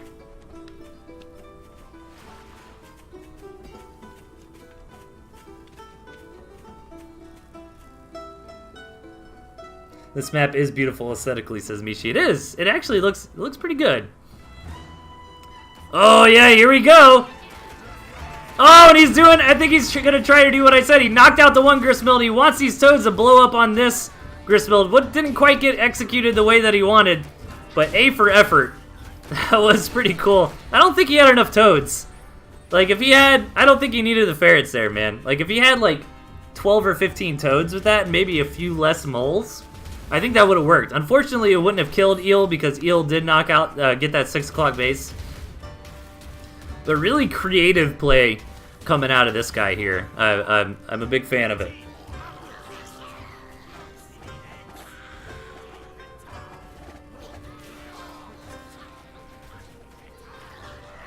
And here we go. This guy's trying to do it again, but Big Pimpin' Tosh is too aware of what's going on in his territory. These balloons definitely helping him out with that. The balloons giving you such good extra vision.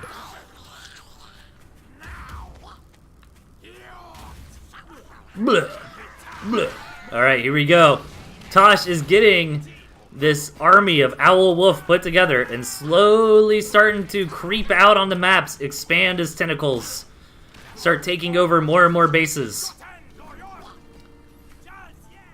And this guy trying to do something, but I think everybody trying to do something like that cheeky mole play, you know. Excuse me. It's kind of like a fool me once, shame on you, fool me twice, shame on me situation. You know, once your opponent knows that you're trying to do that, you know, pulling it off gets much more difficult. But you can see this guy trying it again at the expense of his main base, as Tosh is getting in there and starting to deal with it pretty well. But seeing that gristmill, Eel must know something's up. He knows Archimedes is lurking around the map over here. And again, this guy's trying to move in with the sneaky moles, but the Illuminatus just has this massive army. See, here's the thing. While this guy has been fooling around with toads and mole strikes, and Big Pimpin' Tosh has been building a bunch of turrets and balloons, like, Illuminatus has been kind of playing no nonsense. Like, he's got a silly amount of barbed wire, which is actually going to come into play against the mice, but you know what? I think Illuminatus is in a pretty good spot this game. Yellow has been knocked out. Really cool play from this guy. But in the end, doesn't quite work out for him.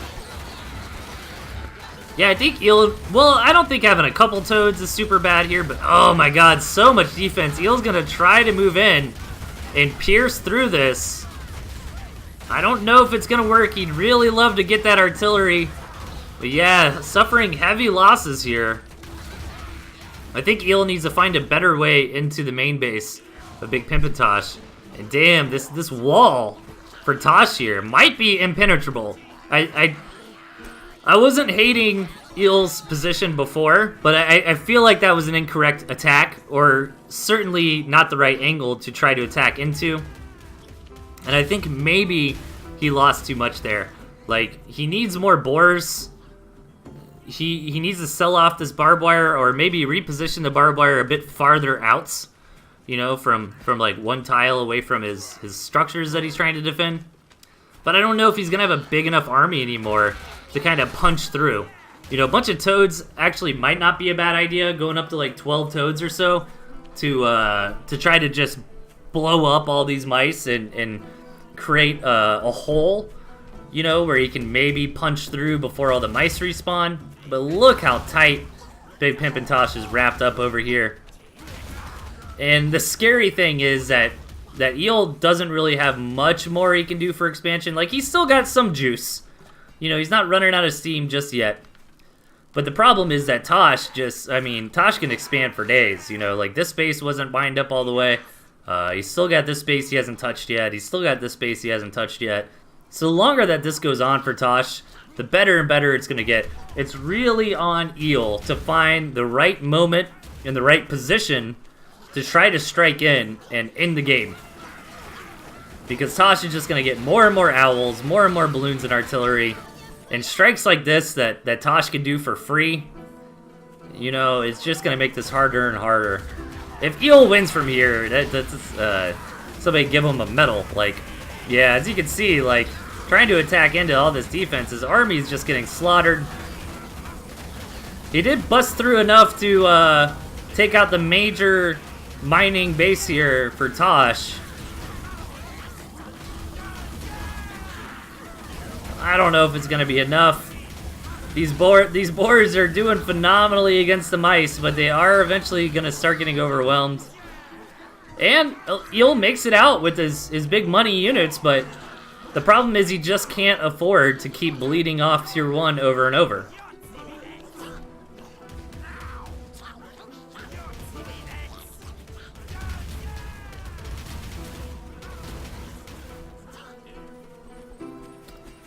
And I think Eel's got maybe one, maybe two more good strikes in him. He's really got to get something done. All these boars here are really good against these mice, to be fair. And that's really all Tosh has in his army. But the problem is there's just too big of a difference between the amount of mice and boars, right? This is kind of that old RTS lesson where it's like, yeah, you've got the thing that counters my thing, but I've just got so much more than you do. You know, it doesn't really matter. And I feel like that's basically game. Maybe Eel's gonna try one more attack before tapping out. Blue, blue, blue, blue, blue. So many mice moving forward. The last boar, the last stand.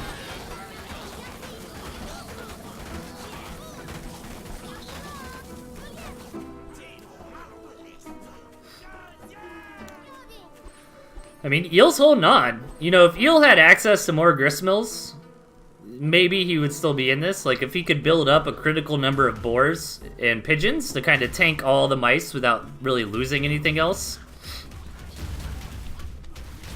But the problem is just eco here. Like, Tosh will eventually. Like, you're only going to survive so many waves of this, you know? Second boar does spawn here.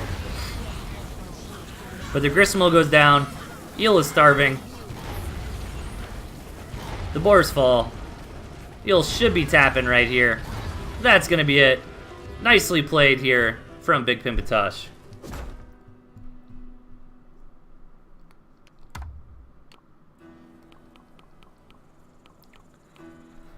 Alright guys, we're going to do 4 more replays tonight. Let's do 1 more and then I'll advertise the tournaments coming up again. I know people kind of come in and out of the stream. So in the bottom, we've got Big Pimpin' Tosh, the winner of the last free-for-all, and his opponent to the right, Ace D, Broken Wing. Alright, so we got the Badger vs. Fox matchup this time around. Typically, Fox is a little bit favored there, but Ace does have Snake and Ace does have Turret. Both things work very nicely against Fox. Meanwhile, Big Pimpin' Tosh has Mines, which are pretty good against Badgers, so this could kind of go either way. I think Lizards are pretty nice against basically everything in Ace's deck as well. I think Lizards do pretty good against Skunks and Snakes, and can even be a nuisance in high enough numbers to the Badger. You know, it's hard to kind of kite the Lizards as long as there's enough of them. Let's see if either player's going to do anything crazy in the early game, or just kind of gentleman's agreement, shake hands, and go up to 8 farms. Oh no, Big Pimpin' Tosh going for the 6 farm double. Ace didn't scout it, but Ace had the feeling something was wrong and went for a 7 farm Warren opening, which is going to be very nice for the defense. However, he kind of put the Warren in a greedy spot. Oh, in the mine to try to kill the unit as soon as it comes out, but kind of backfired as the unit spawned just in time to knock out that mine beforehand. Yeah, I was kind of worried. It's a little bit greedy of a spot where Ace placed these Warrens, because the Lizards might be able to, you know, get over there and knock out those Warrens without the protection of the pigs. But Tosh kind of gave himself away a little bit with that mine, I feel like. You know, maybe if he didn't place that mine, Ace wouldn't have built a second Warren. But that mine kind of raised the red flags that an attack was coming. And Tosh is going to try to take advantage of the movement speed here of the Lizards. So far, so good. He knocked out a pig when the squirrels were up top. He knocked out a Warren when the squirrels were down low. And he's going to see if he can try to do it again. But no, it looks like he's going to go ahead and retreat. A couple Lizards die on the way out. But overall, not a bad attack for Tosh. A little bit worried about his farmage here. He needs to get that up and running. There he goes. But I wouldn't hate to see Tosh just kind of continue, right? Like, build more and more Lizard Warrens. This is a very abusable position that Ace has kind of put himself in by spreading out his Warrens from his farm to try to secure this high ground. Because the Lizards can kind of come in here when the units are up top and come up here when the units are down low. Like, Ace really can't be in 2 spots at once. But what Ace can do is exactly what he's doing now. Kind of try to keep an eye on the position of his opponent's commander. And that's going to tell you where the units are. But even still, getting such advanced notice, the Lizards were still able to get in there and knock out that tier 2 Warren.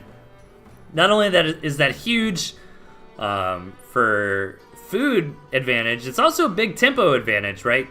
Like, you're investing a lot of time into trying to get these tier 2 Warren, these tier 2 units out, right? Like, instead of the tier 2 Warren, you could have just got more tier 1 units that would have gone out quicker to help you get there. But now he has to restart the process of building these tier 2. And I love this play from Big Pimpin' Tosh. He's kind of got Ace a little bit scared here. He's been poked and prodded a few times. Ace is on the defensive, and Tosh leverages that into a Fox here.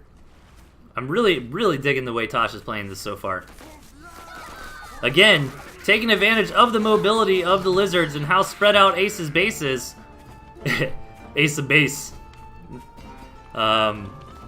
Manages to get in there and kill a couple farms.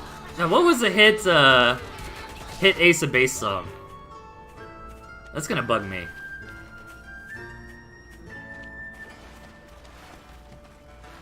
There were several. Why am I blanking? Was Ace of base, oh damn it. I had the tune in my head for a second. And then right when I was trying to think of the lyrics, it went away. Alright. So, Ace coming in, gonna get a Warren there. Some nice skunk gas placement on the high ground. Gonna take out the Lizards. I don't think Ace has seen the tier 3 Warren, but this is still a really good timing attack. You know, Tosh is trying to transition. He's put a lot of money into the Tier 3 war, and he even has a secret base over to the side. So really nice timing from Ace. Ace wasn't aware of the Tier 3 unit, but he still attacked in at a great time. An interesting gristmill here from Ace I didn't notice for a second. Oh, but has Ace seen the 9 o'clock base? He hasn't. Oh, that would have been huge. But he didn't fully commit in when he probably could have. And now Tosh has the Fox. Ace built a snake warren somewhere, but he doesn't have the snakes ready. And here comes the Fox. Now Ace knows that the Fox is on the board. Everybody's favorite unit to hate. Oh, but Ace's commander goes down. That's a very, very big deal. Ace's army can no longer be microed. But his commander respawns, and he's still pushing forward. The Fox is getting cornered, but it's got the Chameleon up front to tank for it. And it's gonna barely get there. Maybe an over-investment into pigeons here for Ace. And Tosh is gonna live with the Fox, and now I think he's in a commanding position. Ace probably thinks he's in a better spot than he is, though, because he hasn't seen that 9 o'clock base, which is a real shame because he walked like almost right over to it. And now this forward base is gonna be no more. Chameleon's up front dealing the damage. Fox knocking out all the squirrels that are reinforcing in. Nice recloak. Oh man. Oh, loses the Chameleons there. Almost really good recloaks there. He had him at like 5 and 1. Yeah, I agree, gentlemen. I think if Ace would have committed to more units instead of gristmills and he would have pushed in further, he probably would have won. But the problem was Ace didn't realize that Tosh had a tier 3, so he didn't realize how far ahead he was in army, I think. And again, missing out on seeing this 9 o'clock base also really, really hurts. Ooh, being pretty ballsy with this Fox here. Now, Ace has gotta know now, right? Yeah, he's seen it now. Oh, is he gonna capture this Fox, though? That's actually a pretty big deal. If he can manage to do that, the Fox is caved in, but there's only a few units left. He's gotta target fire this down. I don't think he's got enough firepower left, though, and the Fox stays alive. And that's just too much value now. Ace taps out. Really cool game. Nicely played.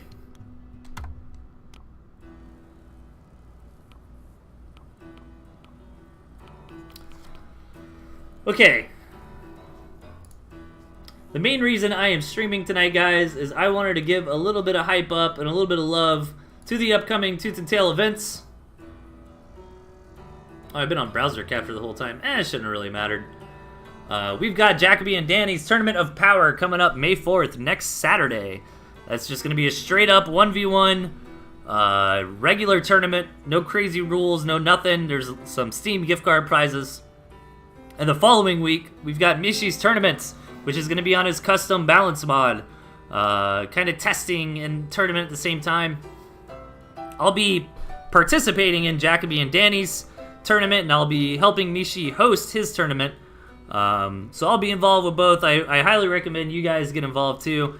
It's just for fun, man. It's an exciting time to get together, you know, maybe 8, 16, maybe more than that. Players. I'd love to get 16 players for both these events. It's always nice having a solid 16. So don't be shy, guys. Sign up for that. The details are on my page under the stream you're watching now. Jacoby and Danny have a Discord, have a challenge. Mishi should get those up and running here shortly. So yeah, all right.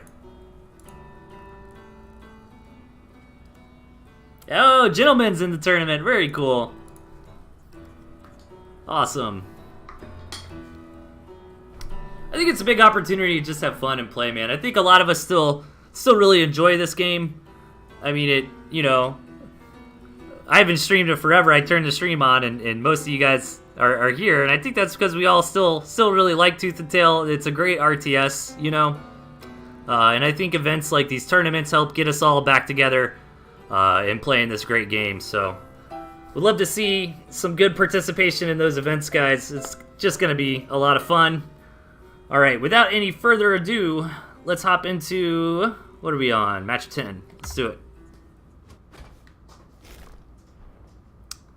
What do we got this game? Okay, I think this is a free-for-all. No, it's a 2v2. Yeah, it's 2v2. To the left, we've got Blue Coon and his partner, Illuminatus. And to the right, we've got this guy and Kaiserus. Alright, nobody's running crazy silly decks. This map is kind of weird. Like, green is kind of just chilling out in the middle of the map. You know, red can't be too upset. He gets a natural. This base is kind of... I wouldn't really call this a third base for anybody. It's a little too in the middle of red and green. Blue Coon's got to be happy up here. He's got a nice second base, but not really much more than that. And I think this guy is definitely happy. He's got a second base here, and even a third base. However, Kaiserus is in such a contestable spot. Like, I feel like it's going to be hard for Kaiserus to take really any of these bases, so this guy might want to be nice and give Kaiserus one of these bases. However, I have talked through way too much of the early game, as these players did not go for 8 farms here. There's already action hitting the board. Blue Coon with the 5-farm double Warren in the form of moles coming in here, getting some work done. 2 farms go down. Meanwhile, Illuminatus is reinforcing from the south. Got some squirrels coming up. And this is looking bad for Kaiserus, man. He's getting pretty wrecked here. This guy desperately trying to help his ally out. It's slowly starting to get cleaned up, but you gotta be careful, man. You let these moles get in for a split second, and those critical strikes on structures just do so much damage. Blue Coon's just trying to YOLO the rest of the HP off that gristmill. I wouldn't be surprised to see Blue Coon maybe, you know, rally up like 4 moles and just hard target that gristmill. If he could kind of time that up with Illuminatus, you know, distracting his opponent, that'd be great. But this guy's doing a good job taking the fight to the moles and prevents that from happening. And Illuminatus has got a pretty big army. Blue Coon's been pushed back, though. He's a little bit worried, so he built some turrets, but I think that's overreacting a little bit as the skirmish is happening over here for now. But Blue Coon was pretty vulnerable to a counterattack, so I could see why he'd be worried, but he really needs either more money or more food at this point. This guy really capitalizing on the divide and conquer tactic. You know, he managed to knock out the moles, managed to come down here to eel, knock out the squirrels. And now he's avenging his teammates. They're getting a ton of damage done to Illuminatus. Can Blue Coon get anything done is the question. He's got so much money. Yeah, here we go. Desperation moles. 21 moles. I don't know if he can afford all of that, but he's sure as heck gonna try. Meanwhile, Kaiserus has stabilized. Oh, what happened? Okay, Eel got knocked out by this guy. Oh, this is super smart. I would love to see him even throw like 1 mole warren down. Well, it's too obvious now, but you know, this guy's probably expecting like, ha, you know, I prevented you from throwing down your moles, but the moles have been seated. Blue Coon's commander goes down. It's a 1v2 situation. Blue Coon going for the Hail Mary as the army is slowly starting to get coordinated outside of his base. All right, here we go. This guy's swinging in, but if Blue Coon can knock out Yellow, then Yellow's army disappears. Oh my god. Oh my god. I think he's gonna do it. The moles are gonna take down the gristmill faster than the squirrels, I'm pretty sure. Oh man! Knocks it out just in time, and now Blue Coon has got 10 moles to the nothing of Kaiserus. Comes in and knocks out his opponent as well. Short and sweet victory here for Blue Coon. That was dope.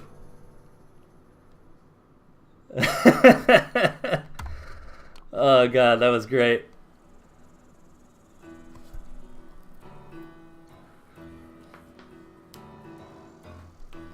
That was a lot of fun. All right, couple more for y'all. Let's hop into match 11.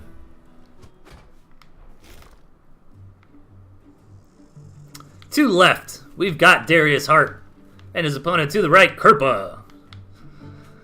All right, Kerpa with the all tier 1 plus a single tier 2 of your choice kind of strategy here, which is not memery. Like, tier 1 is very, very strong in the current iteration of Tooth and Tail. Meanwhile, Darius Hart, kinda, I was gonna say a little more standard, but his composition is a bit wonky.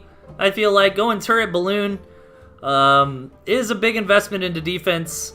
We did see Jet do that against Amisha, and it worked out for him. But he also had ferrets. I think the turret balloon kind of style would work better with a unit like the ferrets, because the ferrets can kind of capitalize on having a hard front line that you can retreat to a bit better than the units here from Darius.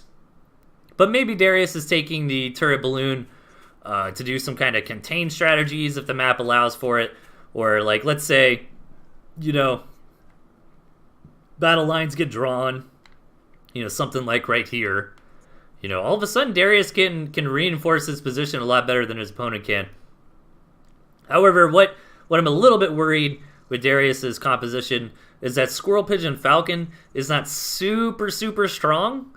I mean, Squirrel Toad Mole is going to be a hell of a push if that's what Kerpa wants to do. And I'm not convinced that Squirrel Pigeon Falcon can really hold that off. You know, typically we'll see, if you're not going to run Mole or Toad, it's probably safer to run Skunk, you know? But I could be wrong. We'll see.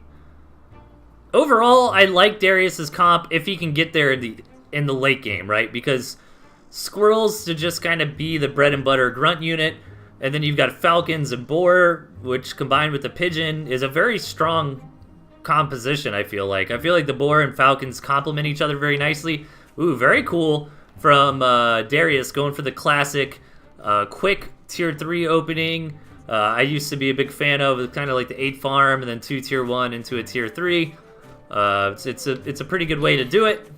Everything kind of lines up nicely. You can go like, if you want to rush a tier 3 on one base, you can go like 8 farm, 2 tier 1, tier 3, 2 tier 1. And then your tier 3 unit will exactly get paid for, and you'll come out with 12 tier 1 units in a tier 3. And it is always nice, like I used to enjoy doing that a lot with Fox and have the turret with you, because the turrets are kind of the nice, like, oh crap, he's attacking me button, you know? Like, delay the Fox a little bit to get a couple turrets out to hold off on the push. But Kerpa's not pushing here. And, you know, 9 times out of 10, there's kind of 2 schools of thoughts, I guess I should say, against this kind of thing. And I think Kerpa's going the right... Well, I don't think he's doing it, though. Well, let me quit rambling for a second and make my point. So, when you see your opponent rushing for a tier 3, you can try just all in them and see if you can bust them before the tier 3 comes out. However, if your tier 3 rush build is really clean,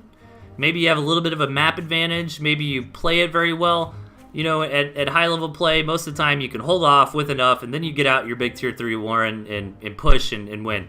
I think the smarter approach is usually, if your opponent scouts that you're building a tier 3, a lot of times what they'll do is go super hard on a second base. Be like, hey, they can't attack me for the next couple minutes, so I'm going to use that to go up to 16 farms. But looking at this, I think Kerpa made the smart decision for the Boar. You know, Kerpa's identified, okay, my opponent's getting the Boar. I'm not going to go crazy on economy. I'm not going to attack him. Instead, I'm going to get up the unit that counters the Boar. I'm going to get up my snakes and see if I can defend this, you know, when I'm winning in the proverbial rock, paper, scissors. So here we go. Kerpa's moving in. Going to try to target fire down this Boar with these snakes. However, he's really committing to this, losing snakes left and right, but the Boar does get enough poison to go down. Only 2 snakes fell for Kerpa. That was very worth it. You know, if he lost all of his snakes, he might have been in a little bit more trouble, but he built several pigeons. That was a very smart response from Kerpa to get those snakes up. I think it was really tempting to build a bunch of farms there, but that was like timed out perfectly, man. Like right when the Boar got there, he had the army composition to deal with it.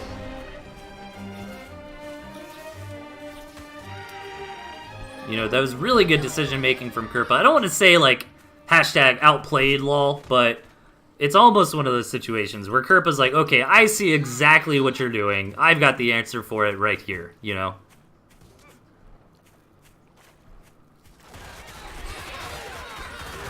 So, Kerpa's in a fantastic spot from here on out. As long as he doesn't bleed off units too much, as long as he doesn't overextend. He did lose a couple snakes there, but he kept enough alive, and he dealt enough damage where it should be okay. And now I think he has busted through. Having 6 pigeons on the front lines is going to make staying out better and like make it less likely for him to overextend, because his units aren't getting weakened. They're healing up pretty nice and neat. The re-rally is pretty far, but it's happening, and Darius just doesn't have the juice anymore. Fantastic from Kerpa, man. I think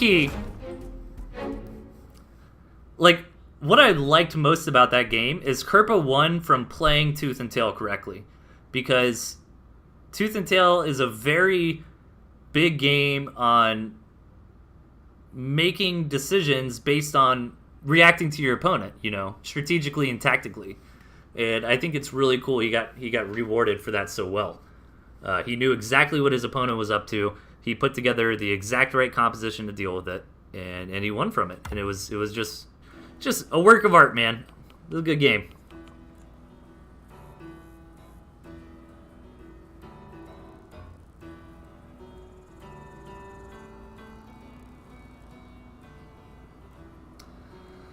Alright guys, this is the last game of the show, match number 12. Let's check it out. Well, this is a cool map. I like looking at it for some reason. Anyways, in the bottom, we've got Illuminatus. His opponent to left, this guy. This guy with a cool composition here. I love it. Badger Wolf. It was always fun with the pigeon, and I don't think that he's gone too crazy. Like, he's still got... It's always a little bit crazy to go double tier 3, right? But I think his comp is fine for it. Maybe the Falcons is a little bit greedy, but I think the Falcons round out the composition. Doing so nicely with the Wolf, complementing the Badger and Skunks. But it is a bit greedy. I think it might have been stronger, perhaps, or at least a little bit more secure for the early game to go like Toad or Mole rather than the Falcon there. Illuminatus, not messing around, going for the 5-farm double. This guy's gonna... Oh! Does he not scout it? Okay, he does scout it. That would have been huge. Now, this guy can respawn, he can sell off these farms and build a tier 1. No! He's gonna say, you know what, you're not gonna get here in time. I'm gonna be able to just defend this with a 8-farm Warren. And if he's right, he's gonna be in a very significant lead. Illuminatus actually decided to sell off 1 since the jig was up and go up to 8 farms himself. Meanwhile, Eel's deck, no squirrels is something to note, but he kind of got lucky here that this guy does not have toads, so he's not going to be super, super punished for the lizards.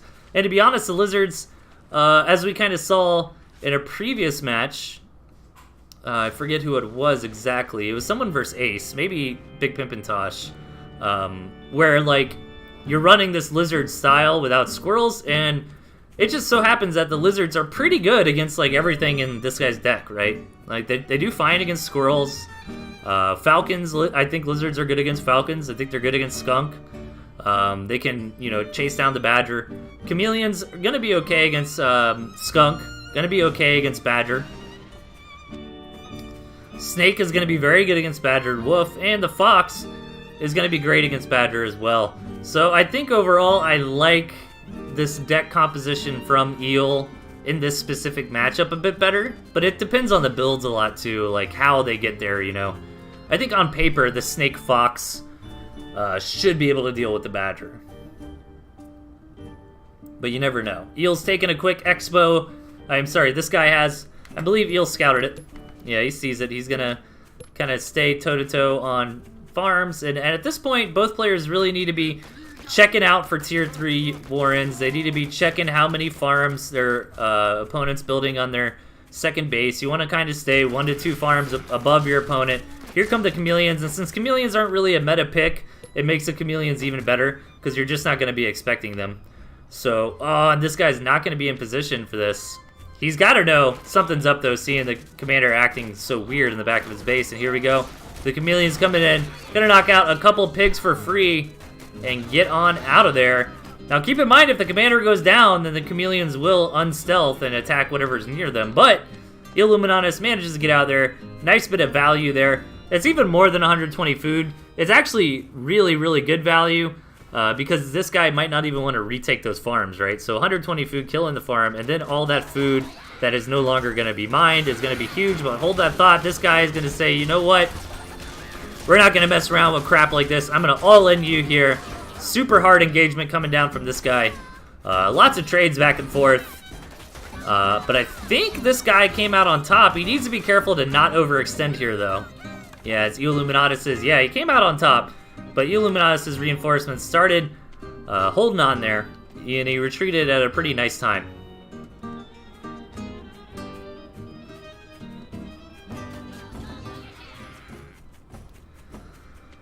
Alright, so both players on about half saturation on the second base.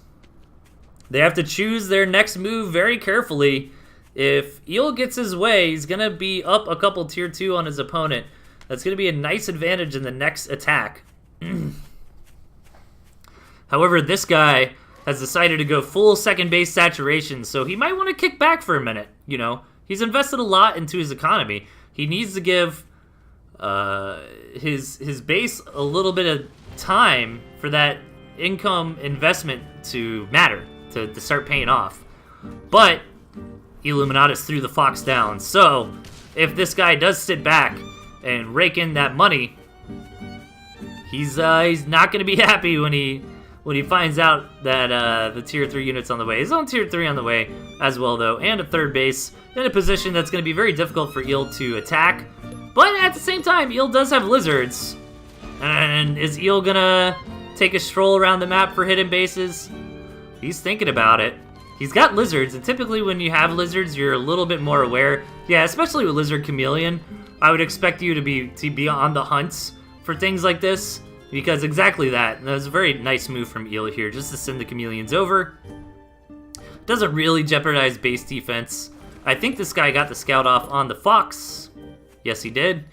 He's not... Oh, this is going to be so brutal, though. He just throws down these farms, and then he teleports away. Okay, he's going to get back in time to sell those farms off. I was going to say, that'd be huge. But that is going to hurt. He's not happy about that. He wanted to macro up into a third base. He wanted to take this game in the late game. And you know what? A Badger with the Wolf, man, can very, very easily get up on a Fox and kill it. Like... The Fox having that big advantage over the Badger completely goes away when the Wolf hits the board. However, Eel does have the Snakes, which is going to be very nice against that Badger. Both players are quite aware of what each other are doing. Eel knows that the Badger and Wolf are on the way, and this guy knows that the Fox is probably on the board at this point. But Eel is winning the chess game on the board. He's secured the third base. He denied the third base of his opponent. But the question is, does Eel think he's going to be able to beat this Badger-Wolf combo? Because if the answer is yes, then he wants to hold back and let his third base really come into play. If the answer is no, he wants to engage right now, and it looks like he's engaging right now before this guy can really get that composition he's looking for. And if this Badger goes down, that's basically game. And it looks like it might. He's going to come in with the Badger, though, and get the kills on all the Snakes, on all the Fox. Does it stay alive? And it does stay alive. Damn, that is huge for this guy. Wow. Yeah, a little bit of misplay from Eel, man. I was kind of, to be fair, I was kind of on the Eel's fence. Like when that initiation happened, it looked like it was going great for Eel, and it was. But he got a little bit too cocky, and he didn't control his Fox to the greatest extent possible. And damn, dude, this guy really punished him for it. Eel knows that he's in a bad spot. He's going to try to desperation just end the game with these lizards. He doesn't fully commit to the main base gristmill as this guy gets his army in position. But that was still a very nice play here from Eel, really taking advantage of the mobility that the lizards provide. He's worried he can't win in the direct fight, and this guy is leaving a hole open. That's a big mistake. He knows that Eel is trying to do this sort of thing. Okay, and he gets home in time to defend against it. And that might be too much damage for poor Illuminatus. Now this guy should be able to move in and just win the game. Needs to be careful to not starve out, though. Okay, he does have a gristmill here. Oh, but he doesn't have any... He's got to sell something. All right, he sells it. All right, he's not starving anymore. All right, Eel basically just doesn't have anything anymore, so that should definitely be the game. Roll back and forth. I think Eel could have won this. You know, he was up 3 base to 2 base, but... And I don't even like, when he engaged right here, like, I don't even mind that engagement, but I feel like he overextended, I think he thought that he was going to kill that badger, and the badger, man, once it gets revved up with a couple pigeons healing it, it's really easy to underestimate how strong it really is. And Eel didn't quite keep his fox and snakes alive as well as he should have. And that's it. This guy with a fantastic comeback manages to take a very close game.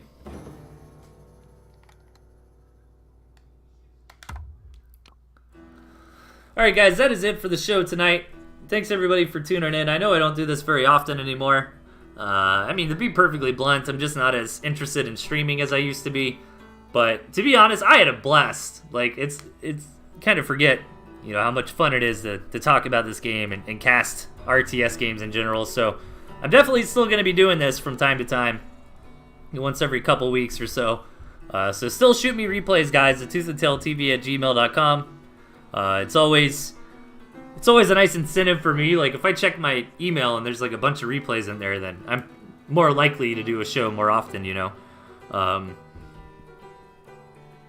yeah, I'll still be putting out a little bit of content every now and then, nothing crazy. Poking in and saying hi from time to time. And don't forget, guys, one last plug for the upcoming events. We've got 2 upcoming tournaments, next Saturday and the Saturday afterwards. We've got Jacoby and Danny's Tournament of Power. That's going to be next Saturday at 1 o'clock CST. It's going to be a straight-up 1v1 tournament, no nonsense about it. Some Steam gift card prizes. And then we've got Mishi's tournament the week after. I'm going to be helping Mishi host that, and that's going to be on Mishi's balance mod. But other than that, it's, again, a pretty straightforward tournament. No bans, no custom maps or anything crazy like that. And again, that one has a $35 prize pool. $35 seems to be the number that people have settled on here. It's a decent prize pool, man. That's a you can buy Subnautica. Fantastic game. I just finished playing that not too long ago. Yeah, so those events are coming up, man. Check out the Discord, as always, for more information there. Hit me up if you need more information about it. But in the under the stream you're watching now, in my events section, I've got the links to the Discords and challenges there. Keep your eye on the tournament section of the Pocketwatch Discord for more information.